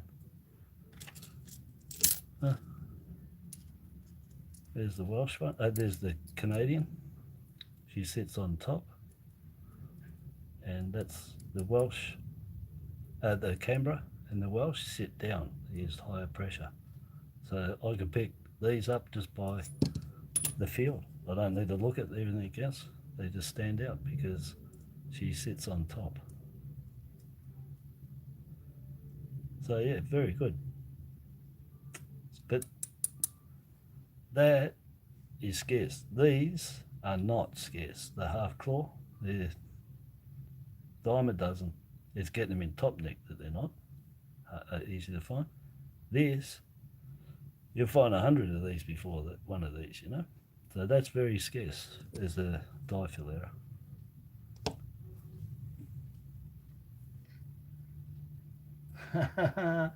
Yeah, I tend to make people look through their coins again there, Reef. Yeah, never say never. James Bond. One of my favourite movies, next to Carry On movies. And Jerry Lewis, Dean Martin, some of these. 71, yeah. Keep the 71s. That one's chased after. It's been marked. Might have to remark it and put it back in.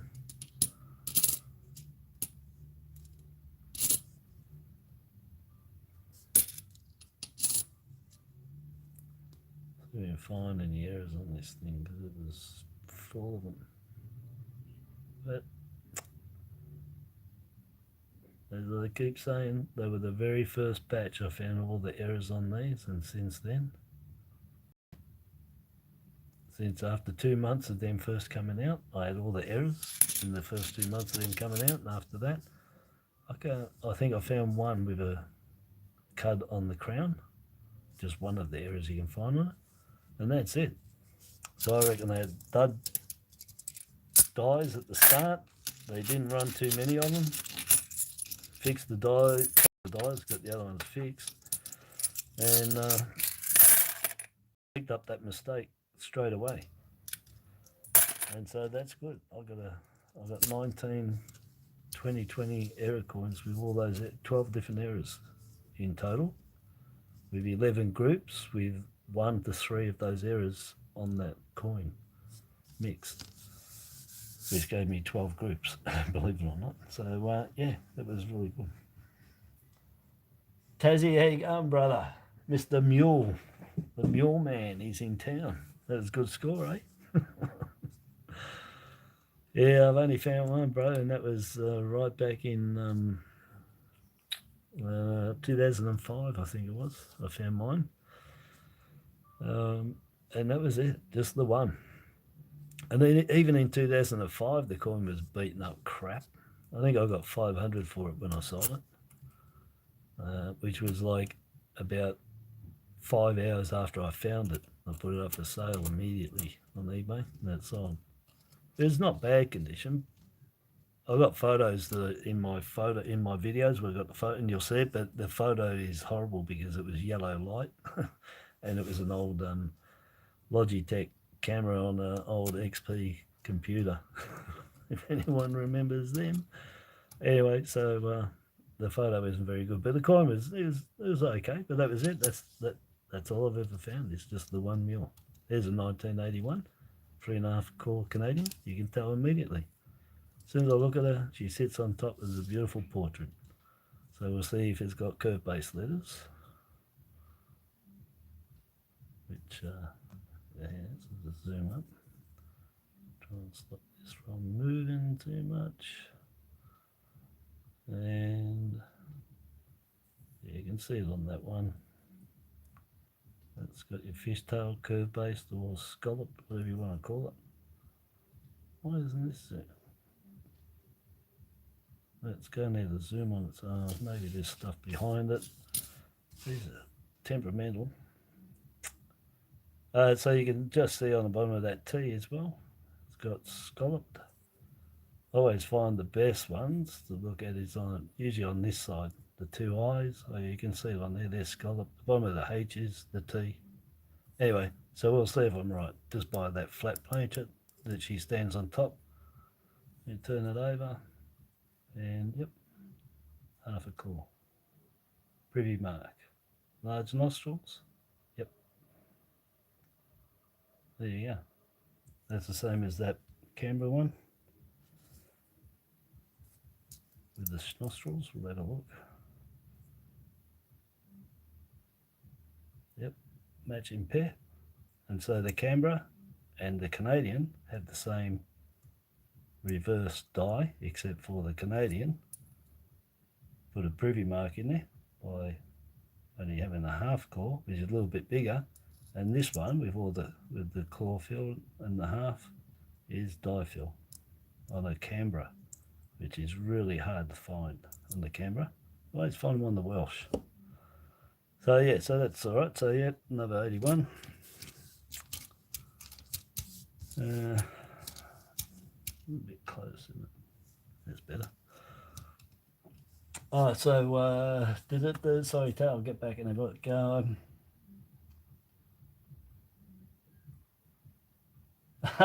The same area. Oh yeah, for sure, mate. I'm 60. Yeah, no worries there. Well, you know, us guys like that lie about our age. I'm 60 in 3 months' time, I should say. The Tassie mule hunter. Yeah, the mule hunter. I'm the donkey hunter, mate, because I ain't found one since, like I said, you know, it's still one. Long time ago.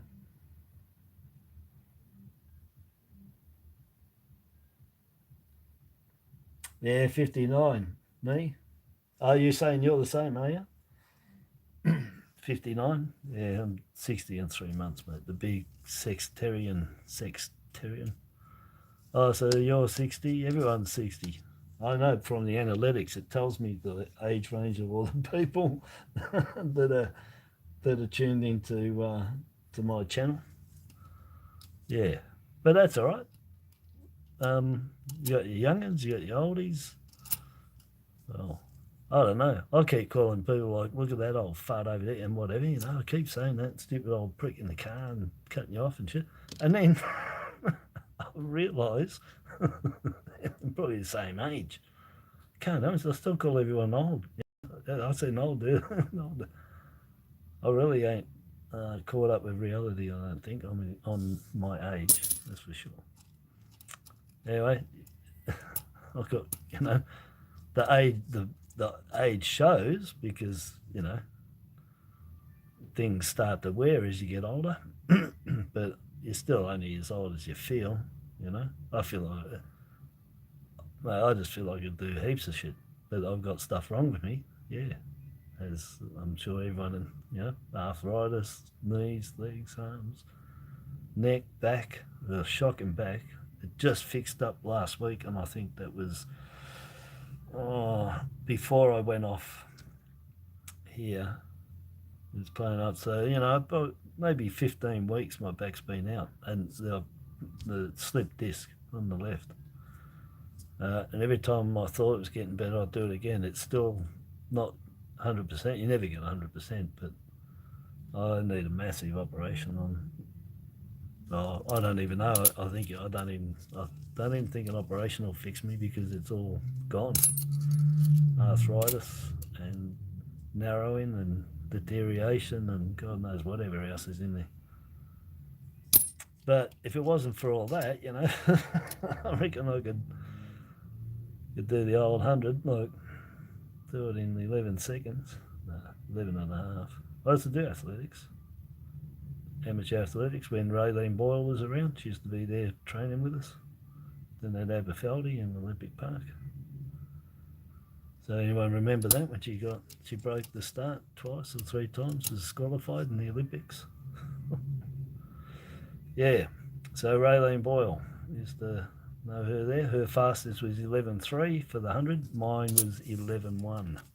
That was the fastest I ever ran at Olympic Park. And I won with that. But I used to do everything. 100, 200, all the hurdles, long jump, triple jump, shot put, discus, javelin. Did I say high jump? And high jump.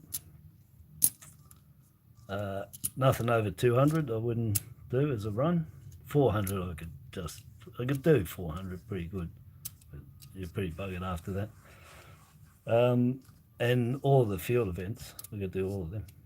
There was no hammer throw then too. Never had the hammer throw. No, it's about the only one didn't do. I got tons of medals, I got ribbons, I got crap everywhere. I got pins, that's right. Maybe I should put some of those pins. No, but that pin book's going to go to someone. I don't want to get rid of my pins and wins and all the medals. I got heaps of stuff. That was years ago, but I still feel like I could do it, you know, go down to amateur athletics, because you can do amateur athletics. You could be any age for that. When I used to do amateur athletics, we used to have people there that were 90, nearly 100, 80s, 70s. You just go in the category and you just do what you can do, and you never know. If you're older and you go and do it, you just might find that you're now in your prime, and You get your 15 minutes of fame with beating the crap out of everyone in running and swimming or whatever else. Seen that done, which I would have liked to have done, but my knees are cactus, so I don't think I'd hold up. Never know. Anyway, that was it. That was crap. So we got, it wasn't really, I shouldn't say that. You know, maybe after checking coins for so many years, to me, things mightn't be the best. So we just had the 2007 Broad 7 there with the back one. So Broad 7, 81 Canberra error with the die fill, and then an 81 Canadian with the half claw privy mark, flat planchet and curved base letters, and a 71. Yeah, that was it, wasn't it? Yeah, because that's all the other stuff I showed you. Yep, so that was from Willie's Milk Bar, wasn't it? Yeah, so what do I have? $70 worth. 10 of 50s, 10 of 20s, and 50 of 2s. So basically, that I won't be keeping. That I'm not going to keep. 71, I don't want that either. I'll keep the 80, that's all I'm keeping. 81. And then let's see what we got over here that I'm going to really keep. So I'll just show you what I really will keep, because, you know, oh, they're foreign coins, they'll be going in. The 91, small SD, large SD, there's 2 of them from Willie's Milk Bar. So those coins today were Willie's Milk Bar. Willie's Milk Bar the other day, we'll include that because they're all part of it. That 08 with the inner rim on both sides. It's got the inner rim, both sides there. And on that. 2001 large head. And 99. No, 2001 large head that I want. The 99 is an error. It's got the small die crack on there, which coming off the, I wanted to show that too. Die crack coming off there, die crack cut off that tip, bit bigger. So I'll keep that one, error. We got the changeover, here's not bad, Nick. Got 3 81s, 2007 Broad 7, don't want that. So let's look at the reality. So reality is 3 1981s. That one's nice. That's not bad, Nick. You know that. I don't know if I can get some better lighting. What's happening on my light? Maybe it's all dimmed out. Let me see if I can try a different colour. Is that changing it? Anyway, really sorry I can't get the colour in right here. So 291 large SDs. I don't know if you can see them, but it's got the large SD on there. 91, 92, 93, 94 for a set of them. Those 4 years all have a large SD. Then we got the then we got the 97 with the chip out of the die there, connecting the wing to the inner rim. 3 81s and the 99 with die crack error on the tail, and a real nice changeover.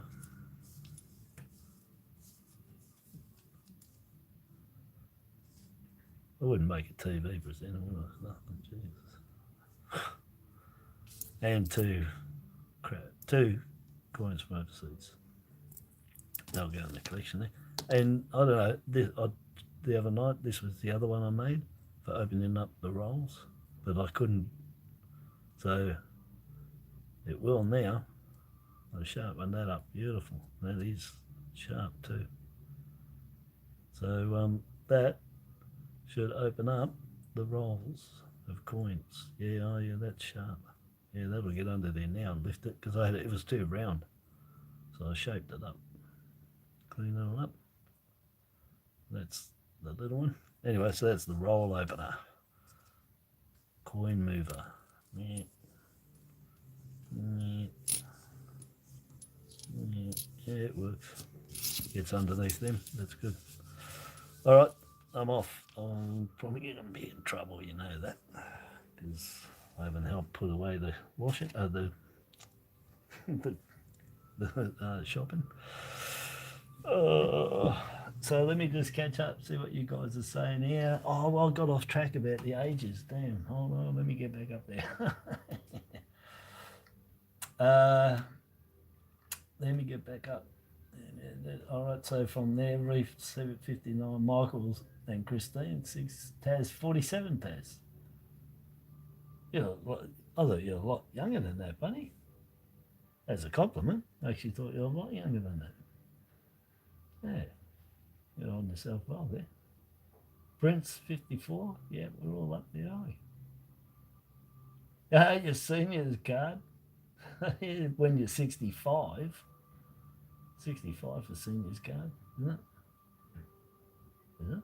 Do I get a seniors card at 60?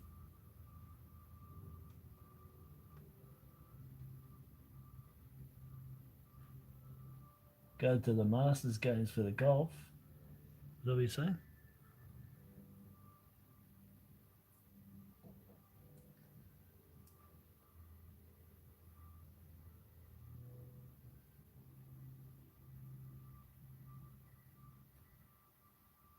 Oh, the Masters games. Oh, that's for the older people. And what did you do, resurfing? You got a gold medal in karting, not kayaking, in actual go-kart.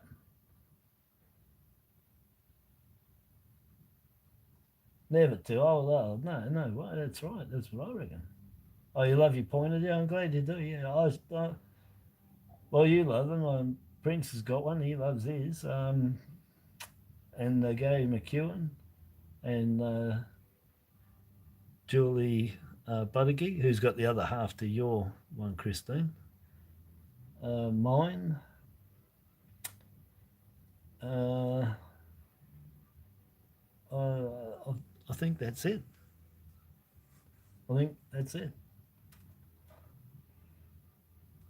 Pension at 67.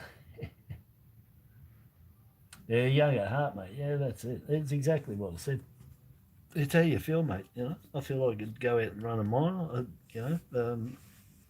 I'll probably drop dead, but I feel like I could do it. I feel like I can do, because I did so much athletics. I don't know if it's a memory thing or it's built in, but I just feel like I can still do what I was doing. I don't know.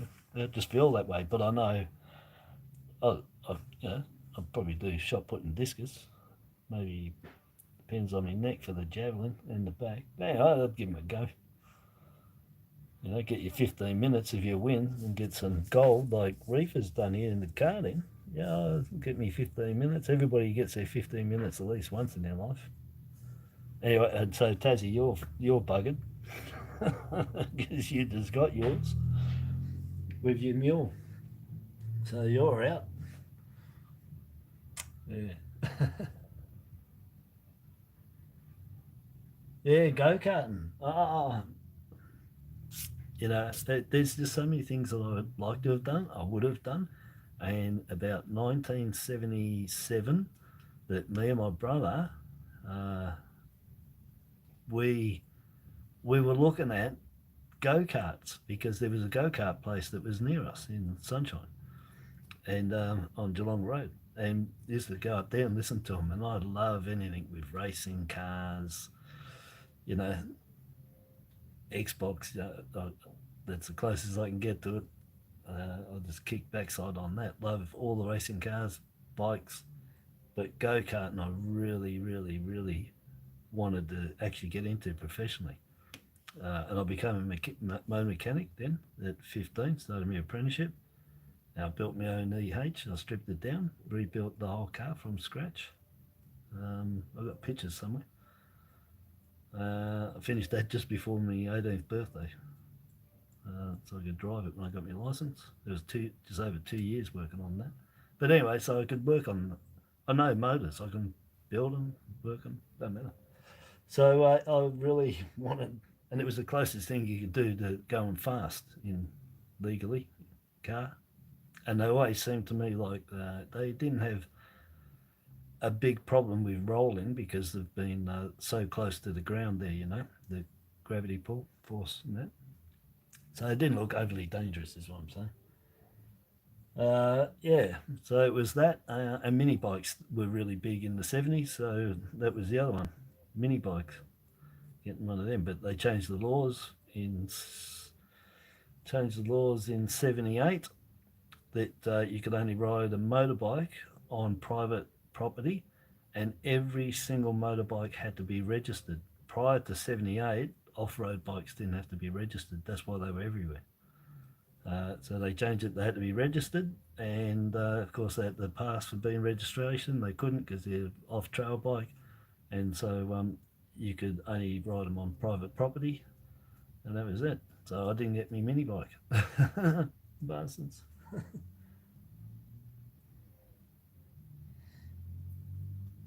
Oh, you're in Footscray. Oh, all right. Ah, well, I can't honestly say I know that one. I used to go to Footscray all the time.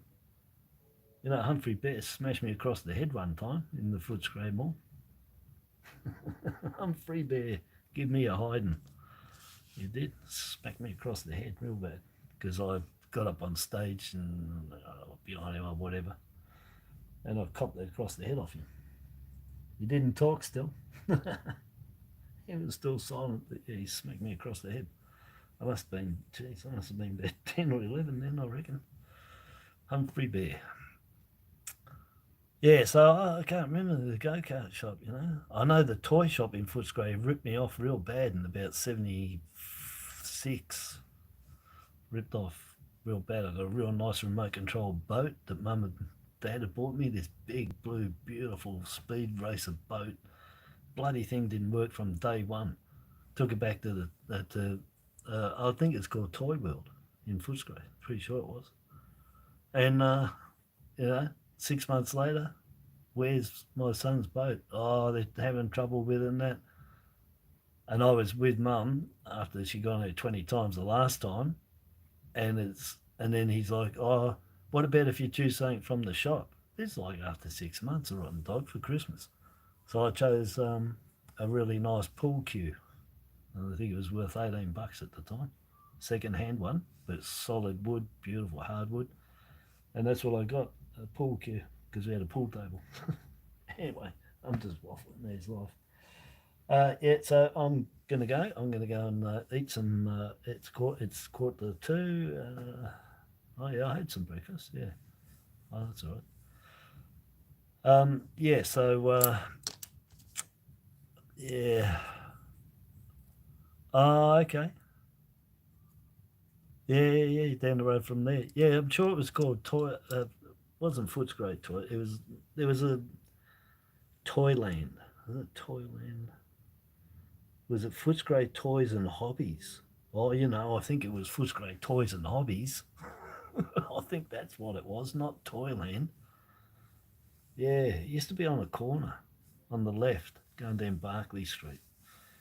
It wasn't Droop Street in Barclay. Somewhere down there anyway. Yeah. So, yeah, stiffed on that one. Oh, this was something else I was going to test today that I didn't test on to see if it made a difference with looking at these coins. I'll show you what it is right now. I can work the stupid thing out. I'll show you. I was going to. So, better go. So, gloves. Damn, that don't work, wouldn't they? What's going on here? Oh, you rotten thing.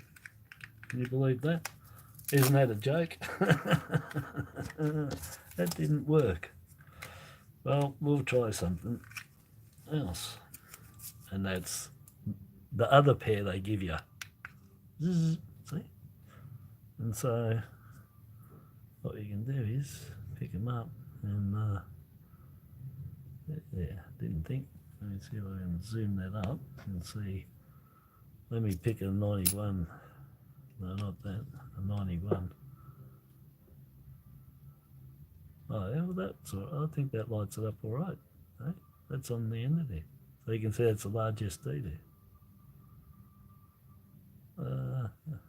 I suppose they're all right. There's two of them on there. So I've got a pair of them. Let's see about that. That one that's just there.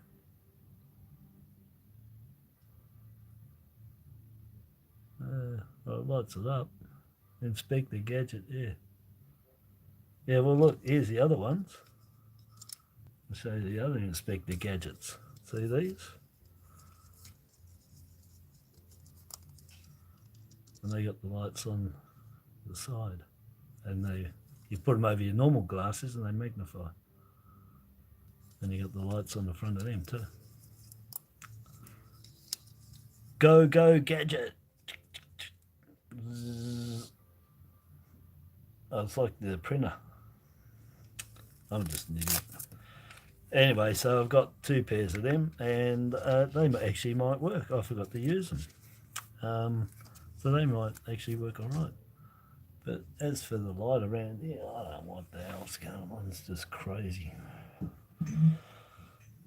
Yeah. Go gadget gear. Yeah, well, I look like that on my oh, there we go. H to the rescue, just destroy everything. Damn, just to get that out shown. I could have probably showed it on something else. I don't even know what I'm talking about now. I got frustrated on that. Yeah, oh yeah, go gadget, yeah. Yeah, that's, yeah. I mean, Inspect the Gadget. I used to watch that show all the time with the kids when they were young. Wasn't a bad show. Yeah, Inspect the Gadget. That's me. All right, I'm Oski. Oh, hey, G, how you going, brother? Oh, you just came on. I'm just about to go. I've got to go eat some tucker. How long have I been on here? Oh, 2 hours, yeah. Oh, man. You been good? Hopefully. You're all doing really well. We're all kicking on here.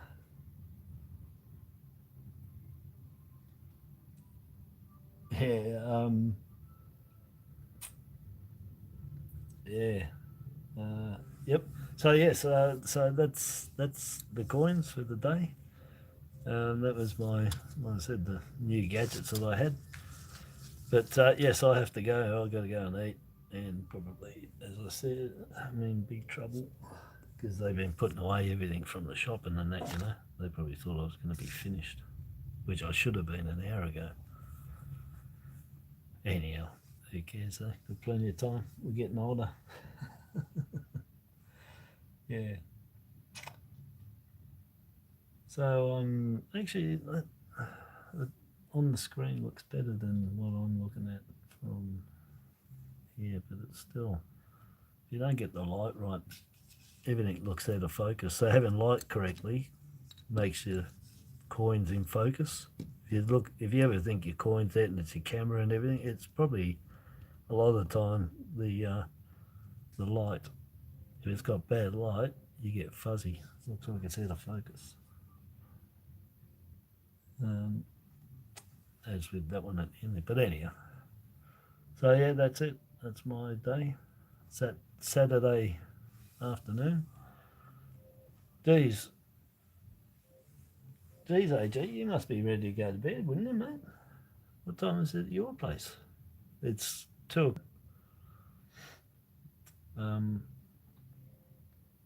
Yeah, it must be what, midnight at your place, maybe?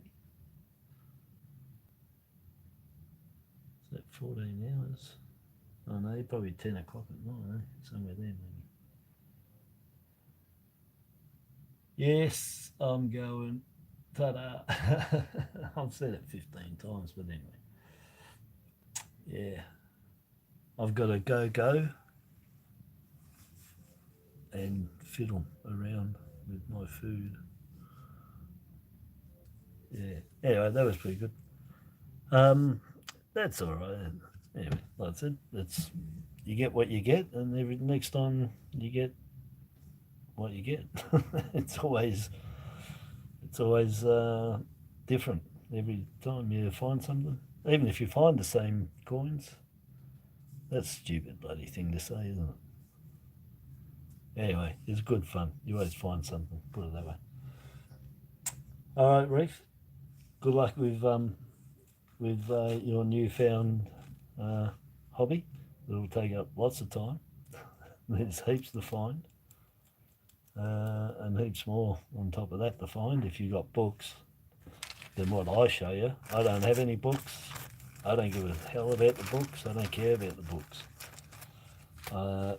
But if you're starting off, yeah, I can't say not to, of course, because But with me, I've had all that years ago. If I'm told, I've looked, but I try and find everything and know everything myself from finding it or from selling. Anyway, a few different areas, but I don't have any books that I look at England. Yeah, I mean I've got stuff from years ago. I told you, my last book was 2012 that I got. So that's the last time I bought a book, any coin book. And they're just a quick reference. That's all they're for, not for telling me anything I don't know. Oh, you're going to have fun with your 5 cents and 10 cents, hey? But if you want to get right down into, well, here's a good one to do with your grandson. If you want to do what I do with the 5 cents when I get them. All right, so when I get the 5 cent pieces, what I do, I don't stack them on top of each other to look through. I think I did the other day, or hold them in the hand to look through. What I found the quickest and best way is to spread them out like that, just out on the table. Just out on the table, all your 5 cents, turn them over to show all the heads, all right? So I turn the 5 cents over to show all the heads, because on the 5 cents, the first place you want to look at is the obverse, not the reverse. The $2, you want to look at the reverse side for the colour. But on this case, obverse, so I turn all the 5 cents over, and then I categorise them into the effigies, right? Because what I'm looking for is this effigy here, the second effigy, because that's the 72 5 cent piece. That's what you're looking for in your 5 cents, is the main one, with that. But well, there's your double-headed 2007, yes. But what I do, I just divide them into effigies. So I'll put well, now there's a new one to go in, so put them together, all the effigies from the years, 99 upwards. You got your 66 to 84, 85 to 99, 98, and then 2019 you got up to, and then these came in 2019 as well, the JC. And I put them into them and just spread them all, and you can give your grandson something to do. That way you get to recognise all the effigies too, by putting all the same ones together. And then that way you can go to this effigy, and it's all the 66s to the 84s. And you can look at them. Then the next one, 85, 99, 99, 2019, 2019, 2022. Anyway, that's what I do, and I just find it easy, because that way you can just go straight there, look for the 72s in those years up to 85, 84, and that's all you're looking for in that. So that's all I look for in that, is 72. That's it, nothing else in that effigy. There's the 84, no, the 84 doesn't, no.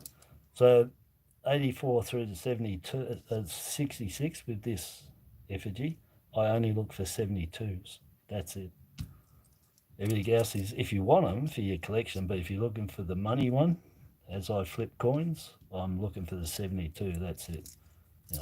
And then when you go, anyway, that's what I do with the 5 cents, and then you come up to these ones. I'm looking for 91, 92, 93, 94, looking for 87s, looking for 88s, 85, 86s if they happen to go into there because somebody used them out of their mint sets, and so on. That's what I do.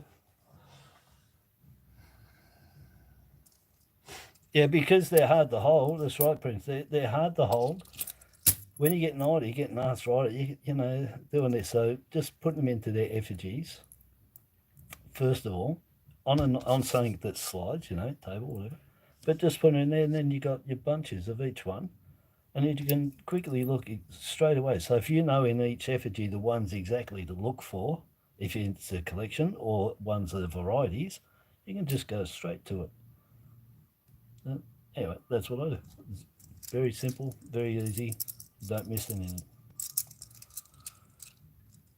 I've mixed all that up now, haven't I? Anyhow, I'm definitely going. Rez, you're back. Tassie's there. I've got to go. I'm hungry. I'm in trouble. I told you, so I think I'm going to be in trouble. I mean, you guys, I can just leave it there. You can have a waffle without me being here for a minute, but I've got to go out to the shed for a tick. Take all them away that I didn't want. Yeah, so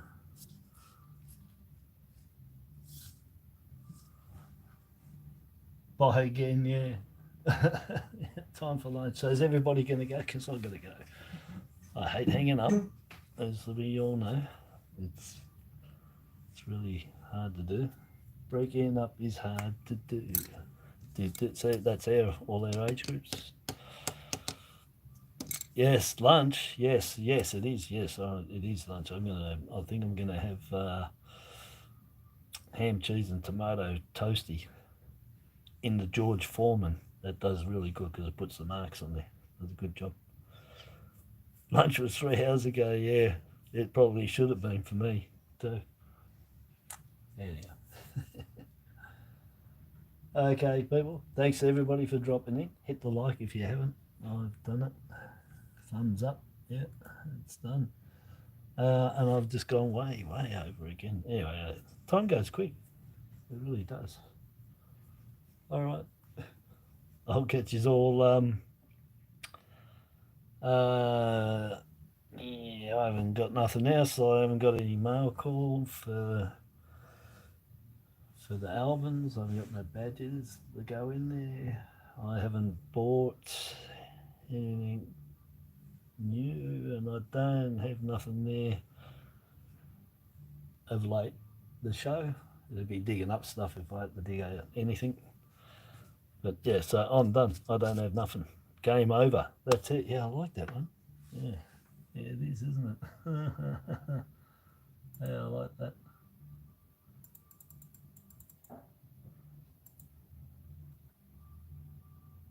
Yeah, that's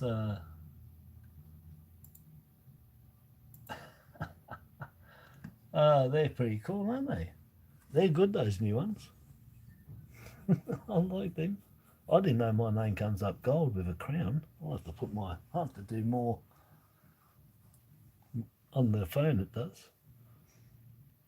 The emojis, my actual name is highlighted gold with a crown. I don't see it on here though. On what I'm watching, but on what I'm streaming from, it's got it. Yeah. Or here's one that I would be every time I go on Silver Deltas. Green with envy. And see, stop buying all that good gear, bro. You're killing me. Oh yeah, okay. Yeah, from my side, because I'm watching, I wouldn't. There's a lot of stuff that won't look the same to me as what you guys do from your side. Yep. Yeah, well done. Yeah, well done. Your man. But yes, fantastic. It's always good. Somebody finds the elusive to show everybody else out there that they're still around, and it's a really good it's good finding stuff like that, Taz. Anyway, it seems to rotate any of that because it gives everybody that, you know. I bet you got a ton of people today and yesterday went and got an absolute crap load of coins to look through. And I'll bet you any money the vast majority of those coins are $1 coins. Guaranteed you've set off a $1 coin hunt because of that. Definitely. Yeah, but it inspires people to go and, you know, check and have a look. Me too, even after 24, whatever years. Yeah, it's a big inspiration to go out there and find that stuff for inspiration for other people. To actually see it's not full of. We're not lying. There's stuff out there for people to go and find. And well, next year's Christmas money. You find 3 of them, 4 of them for a year, and you do get to sell them at the end of the year. Geez, for $4, you just got a good lot of money for Christmas. That's how I look at it. It's $4, and then you got, I don't know, 1,600. Well, if you find one that's nearly uncirculated, you're talking a couple of grand for that one. But yeah, so good inspiration, and it shows that yes, they're out there, and everyone should get out there, get your coins, and start sniffing them out. Yeah, ho. It's off the food we go. So yes, I'm going to eat. Oh, yeah. Yeah, I'm going to go and munch. That's the results. All right, people. Thanks very much, and yeah, the Wavy 66. Yeah. Yeah. But yeah, and as I said, you weren't expecting that. It's just you can't expect to find these things. It's just when it turns up, you just know you're real lucky that on the day that they turned up. But you can't go forcefully in noodling with an absolute outright coin that you want because you just disappoint yourself unless you're lucky. But you will. So you just go and open minded. You just take what nature gives you, and next time you don't know. Yeah, just like Taz with that, it was totally unexpected out of nowhere. Jeez, who expects to get a mule anyway? Let's face it. It's a big buzz when you find one because you just don't think of having it after 22 years and you're still finding one. Yeah. Yeah, that's right. Yeah. Well, I'm happy. Yeah. So Reef's happy with finding anything because he's a newbie, but I'm happy finding anything as an oldie. Yeah. But you always find something, and my average is for no matter what the amount of coins that you got, my average for 24 years is between 3 and 5% of the coins that you have will have something. It'll be a variety or an error, low mint, the very low mint, but they'll 3 to 5% of all coins that you check that's what you'll get out of it. So for every 100 coins, 3 to 5 coins you should have with something. How many coins do I have here? 460. 500 with Willie's. 585. 585. 2, 4, 6, 8, 10. 5.8%. There you go. So anyway, you'll always find at least 3 to 5%.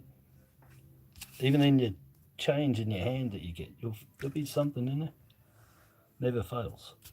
So check everything that you get. But that's what to expect. 3 to 5 coins per 100. That this is for me. But if you're just new, that's different. Once you've got your stuff and you're looking for varieties and errors and the low mint, the ones you can't get, that and the keepables is what I'm saying is about 3 to 5%. If you're new, you're going to take everything. So don't worry about what I'm saying there. People that have got collections, people that have noodled heaps and heaps, that's what you're going to get. Yeah, but anyway, that's not bad. Still money and money, and it costs nothing. And well, you'd still get. Yeah, it wouldn't take them. Yeah, a bit crappy. That might be $12 worth if you try to sell it. What's there? Well, no, not. Sorry, what did I say? 12. That was. Sorry, that's not bad, man.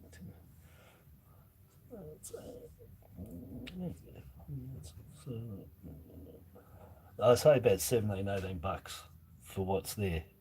If you sold it, you'd have to sell them individual too. It's such a hard, big job to do. But basically, that's what the potential is. If you could put them on and sell them through eBay or whatever, that's the potential for that. Around 16, $18.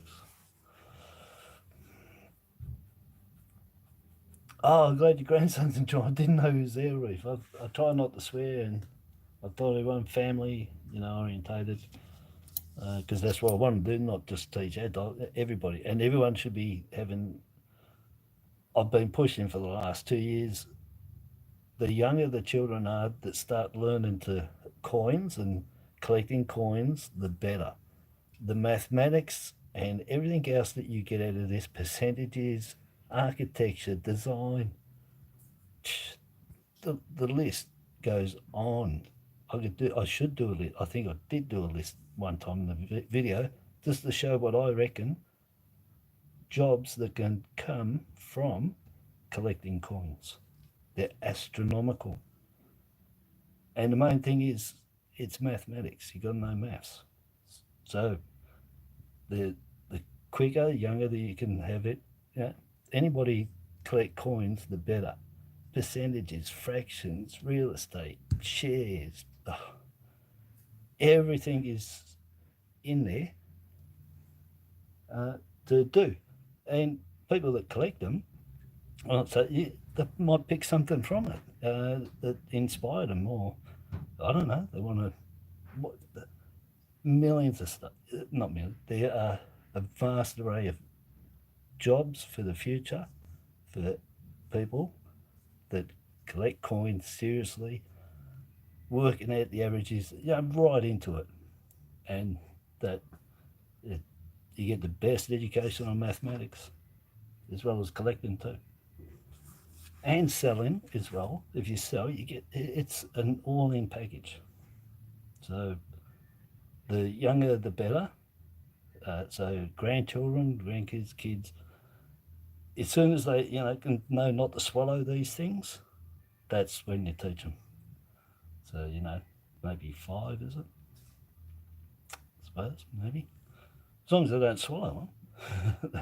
that's the main thing, and lose any good ones. But that's always been my mantra for 2 years. I haven't said it lately, but I've pushed big time that the main thing for me is to get you guys, to get anyone that's younger in your family into the coin collecting and getting the maths and everything else. It's huge education, fun, and it pays off.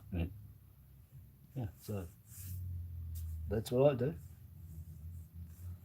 But big mantra on, got to get everybody into collecting coins young. It's one of the hobbies that truly can do a hell of a lot for so many industries and jobs you want to do. Photography, videoing, look, I'm doing it, editing, creating, selling, as well as architecture, design, like I said there, metal work, pouring, you're doing your own coin, and it goes far beyond that too, real estate, brokering, the President of the United States.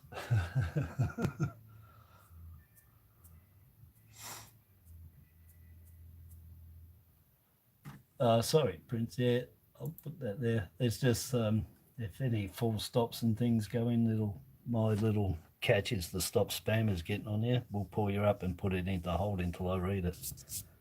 That's all good. I'll put put it through. Yeah, hit that like, and anyway, I'm waffling as normal, but I can't say enough about learning and collecting coins. It's just huge. It really is way beyond collecting. You might know it, but if you did your maths and you worked, I bet you can just do percentages and work out real quick, because you have to learn that when you're doing all, write them down, what you got, how much, how many coins. That was from Willie's, there's the bank rolls, and then I'll write down what I saved out of them. And then you work out percentages, like I said, the 3 to 5%. It really does, and even turning into sculpting, into wood. Well, it did, because that's exactly what I've done. It's for here. So there you go. So that even did that too, because we want a pointer and something to open the rolls with. It just does it. Look at these things that I made too. Look. That's, so what I've done, so I've got, I think I've shown them before. So I've got a florin, and I've got a gum nut, and I've spent, like with these, I spent 4 or 5 hours just slowly taking this away, because believe it or not, that gum nut is made up with just fibres, continuous fibres on top of each other. So you got to watch how you do it, because they break through. Anyway, so I did that, and I had the amethyst, so I cut it to look like a geode, and I glued the amethyst in there. So just good luck. Amethyst, geode. Now did another one with a half penny. Did that one. You can see the roots. That's what the nut's made of. Just fibres. And I did that one too. Cut it in, and the geode, put the amethyst in there. And this one is what it looks like if it's not cut. And that's all they are, is just paperweight. I've got them so they sit where they should. There you go. There's my year, 63. Year of the rabbit, which is next year. My year next year. Yeah, so they were good fun to make. Took a while. Especially breaking that. They're part of each other. I had to break it. The amethyst. It was raw amethyst, so yeah. Yeah. This one is too, but it's gone clear. It's really, that was at the end of it. Anyway, that's the sort of crap that I do sometimes when I'm, whatever I do, get an idea for something with the gum nuts. I've got them there that I started doing. I should do a little thingy and show you how I do them. We've got, examples, raw, then a little bit I did and a little bit, anyway, bit of fun. Yeah, so, yeah, the purple, of course you would. Purple rain. All right, I'm definitely going, because you guys have got me in so much trouble. If you have, then doesn't matter. I'll be back again. Anyway, I'm going to go. I'm going to say goodbye. Have a good day. Have a good Saturday. I hope it's lovely wherever you are. It's real nice outside. I call it Simpson clouds. Looks like that. Blue with the clouds at the start. And then I'm going to go and have something to eat and sniff around outside and see what Santa has to do today. Yeah, I'm just leaving, that's it. All right, ta-da. Thanks for everybody dropping in. Thumbs up, and I'll catch everybody very soon. Oh, don't go yet. I just want to. So if I play my game that I made, my game invention that I made, that I mentioned, I had it all set up before I went on hiatus there, walkabouts. So anyway, so I said the other day that I will put it here and try and see if I can play it right here, where I've set all this new thing up, and I'll need 4 players. Now, no Christine's going to play. Well, she'll be with Michael, so they don't fight. They'll be just one people's together. And then I said, I thought you said that you wanted be in there, Prince? Because I want to put definites in there before I see who wants to fill up the other 2 spots. Might have to have a jiggle, see who they are. So you're definitely in, Christine's in. Well, that's all right, that's good. So because it'll just be 4, I'll be the banker just doing it, but it'll be 4 of you playing. And it'll be just an invite for just the people playing, so there won't be anybody else in there, so it won't be tons and tons of talking. It'd just be, you know, me looking at who's saying what they want to do for their shot, and you can't do that if it's open to everybody. So it'll be a special live invite for 4 people only and play the game, and then after that it'll go, you know, it'll go on for everybody to see it afterwards. But while it's being played, it'll only be the people that's in the game, because I worked out that's the only way you could do it. Otherwise there'd be 50,000 people talking. I wouldn't even know who said what they want to do with their shot. So yeah, special invite, 4 people only. I'll send out the links to them. I've got your email. I got both you guys' emails, so that's all right. So I'll email it out, and then I'll have to see who the other 2 are that want to be interested in playing, and then do the same for them. I'll have 4 people. I just got to take everything off here and see if I can fit my board on here. And I just realised the board that I made to put my game on, the game board, is the board that I've got on the back here with all the stickers on it. On the other side of that is my actual game board. Hopefully I haven't buggered it. Yeah, I've got, anyway, when it happens and I explain to people who's playing, how I've made it and what's going on, you know, this is homemade but perfect game.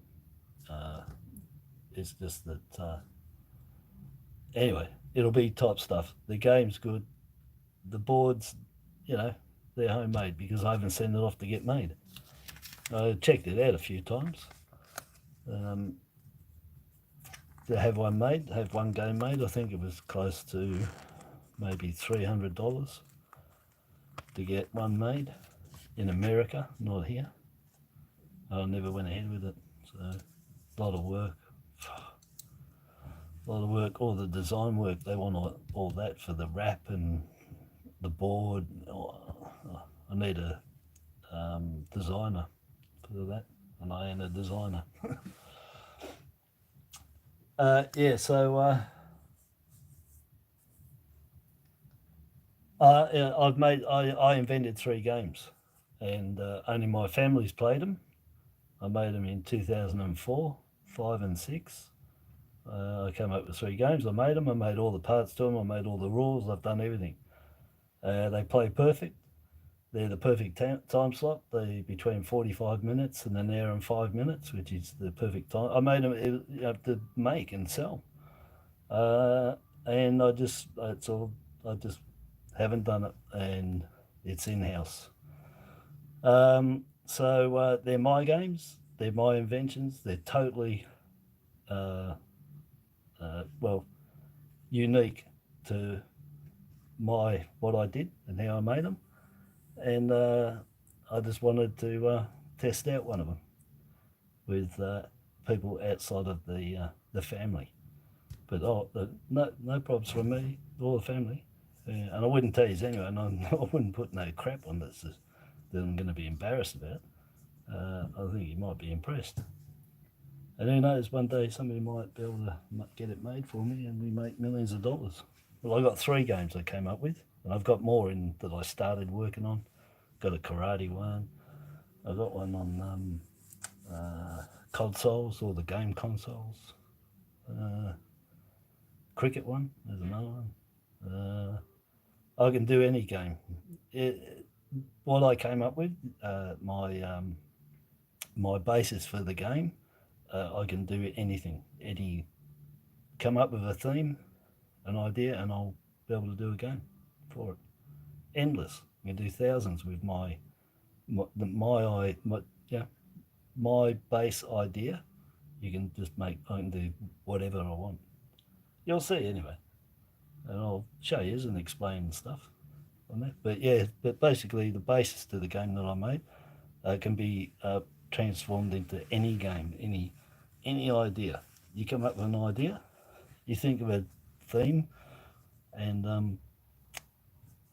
I could write the rules and make the game to it. No props. Should have been in the game industry. But anyway, you'll see. So I got you two guys, and then I'll have to get 2 more on top of that. But I don't want to say the name. I think I showed it one time on the live when I had my membership going. Christine that saw it. I did a quick zoom over it and showed them quickly my playing pieces and the board and my cards and the money and stuff. I showed them quickly, but we just haven't got around to it yet, to playing it. I needed more room. I got more room now. If I can get the board to fit here and it sits there nicely, then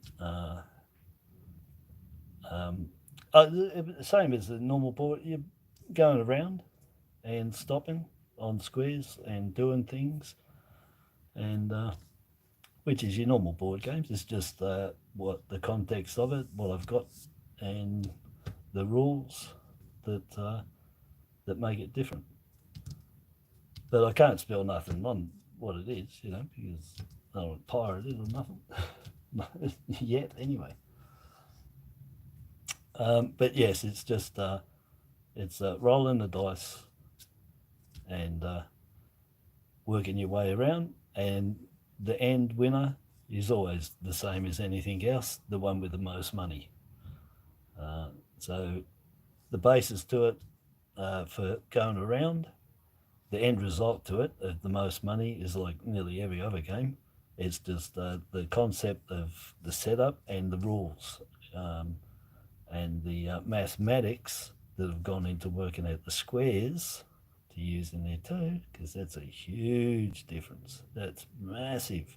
Just working out how many squares you put around, and it's got to go in line with your rules and all that. So they're not easy to make. And I said, when I told you a few months ago, I must have been possessed when I made this game and the other two, because of what I did, the idea, and how it works out perfect. I must have, I don't know, just whatever. And I made another 2. And the thing is, that very first one that I made, which will be the game we'll play, the first one, you know, it said I must have been possessed when I made it. The thing was that the idea I came up with allowed me to do the other 2 really quick. Like within a month, I made 2 more games. And then within another week, I'd come up with another 3 ideas, which I haven't touched since. But I can do any game. I can give an idea and do anything. It's really quite good. If I do say so myself, it's a very good formula that I've got for the game. And that formula can be applied to thousands of games. It's all I got to do is have an idea, and I can make a game. I just amend my rules a bit, and money or no money, I can make it either. Doesn't matter. It's really good. Anyway, I'll get around there. I'll have to put out the feelers for 2 more people when I get around to doing it. It could be before Christmas if I get around there. But I suppose I have to give everybody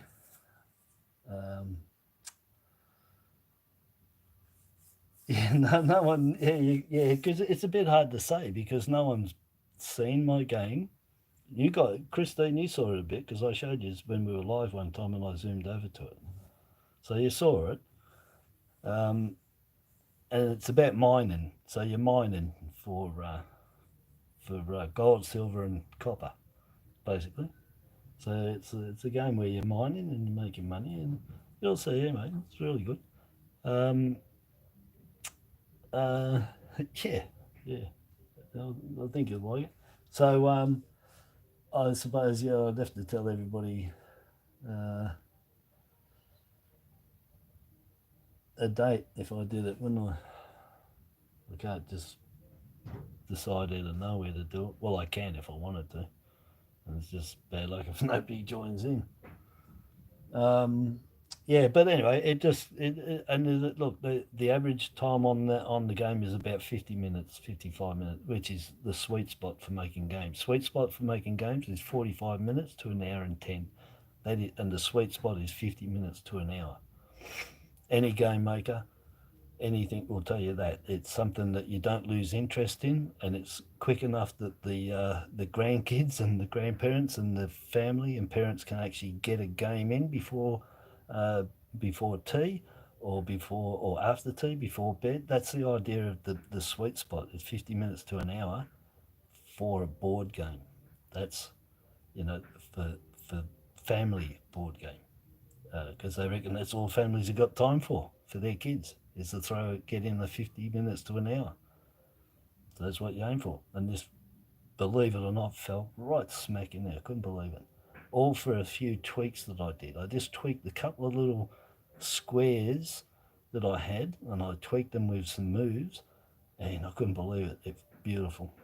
It solved the finish of the game, to finish the game in that time without it lingering on like Monopoly does, waiting for that last couple, and he's going around and around and around. I stopped that. I did a few tweaks on mine, and it kills it immediately. You won't be going around and around and around. As soon as he gets down to the end, it'll be real quick finish. Well, because of a couple of tweaks I did with the squares, it was real cool. Anyway, so yeah, I'll have to work out a date time, and then, well, it won't be me working that out to you guys. I'll do a date and time, and you guys will just have to make it to that time. That's it. But you can be anywhere, because if you've got your phone, you can be on your phone anyway, so there's no problems. Probably be better off on a bigger screen, though, to watch. Anyway, so I'm going. All right, so I'll let you know about that when I get the date. But I've got to still get 2 more people to join in to put the feelers out. For a couple of joinings tomorrow at 9 a.m. No, man, I've got to tell you, I've got to take all this stuff off the table and see if my board fits on here. Do you know how much stuff I've got on this table at the moment? I've got tons of gear. I've got stuff all over the place, mate. And that board at the back that the stickers are on is the board that's got behind it is my play game board. But I got stuff all on. Oh, you know what I forgot I can do? I forgot I can pick that phone up and take it around as well. Wow, it's hot as. Oh, that looks a bit better. I should have done that actually. Yeah, that phone is boiling. Wow, no wonder it's. Yeah, all right, I've got to go. I'll work out not tomorrow, Prince. I'll have to work out I'll see if. Oh no, I'll have to work on it. We'll see if it's before Chrissy or after, or the New Year. But don't worry, it'll be there. It ain't going nowhere. The game will be. They'll always be there. There's 3 of them anyway. 3 testers. Well, we won't play 3 that night. It'll just be 1. But after that, there's another 2 games for me to put out and test. So I've got 3 games to play. All right, so I'll catch you all later. Thanks for dropping in, and have a good Saturday. All right, ta-ta, bye-bye.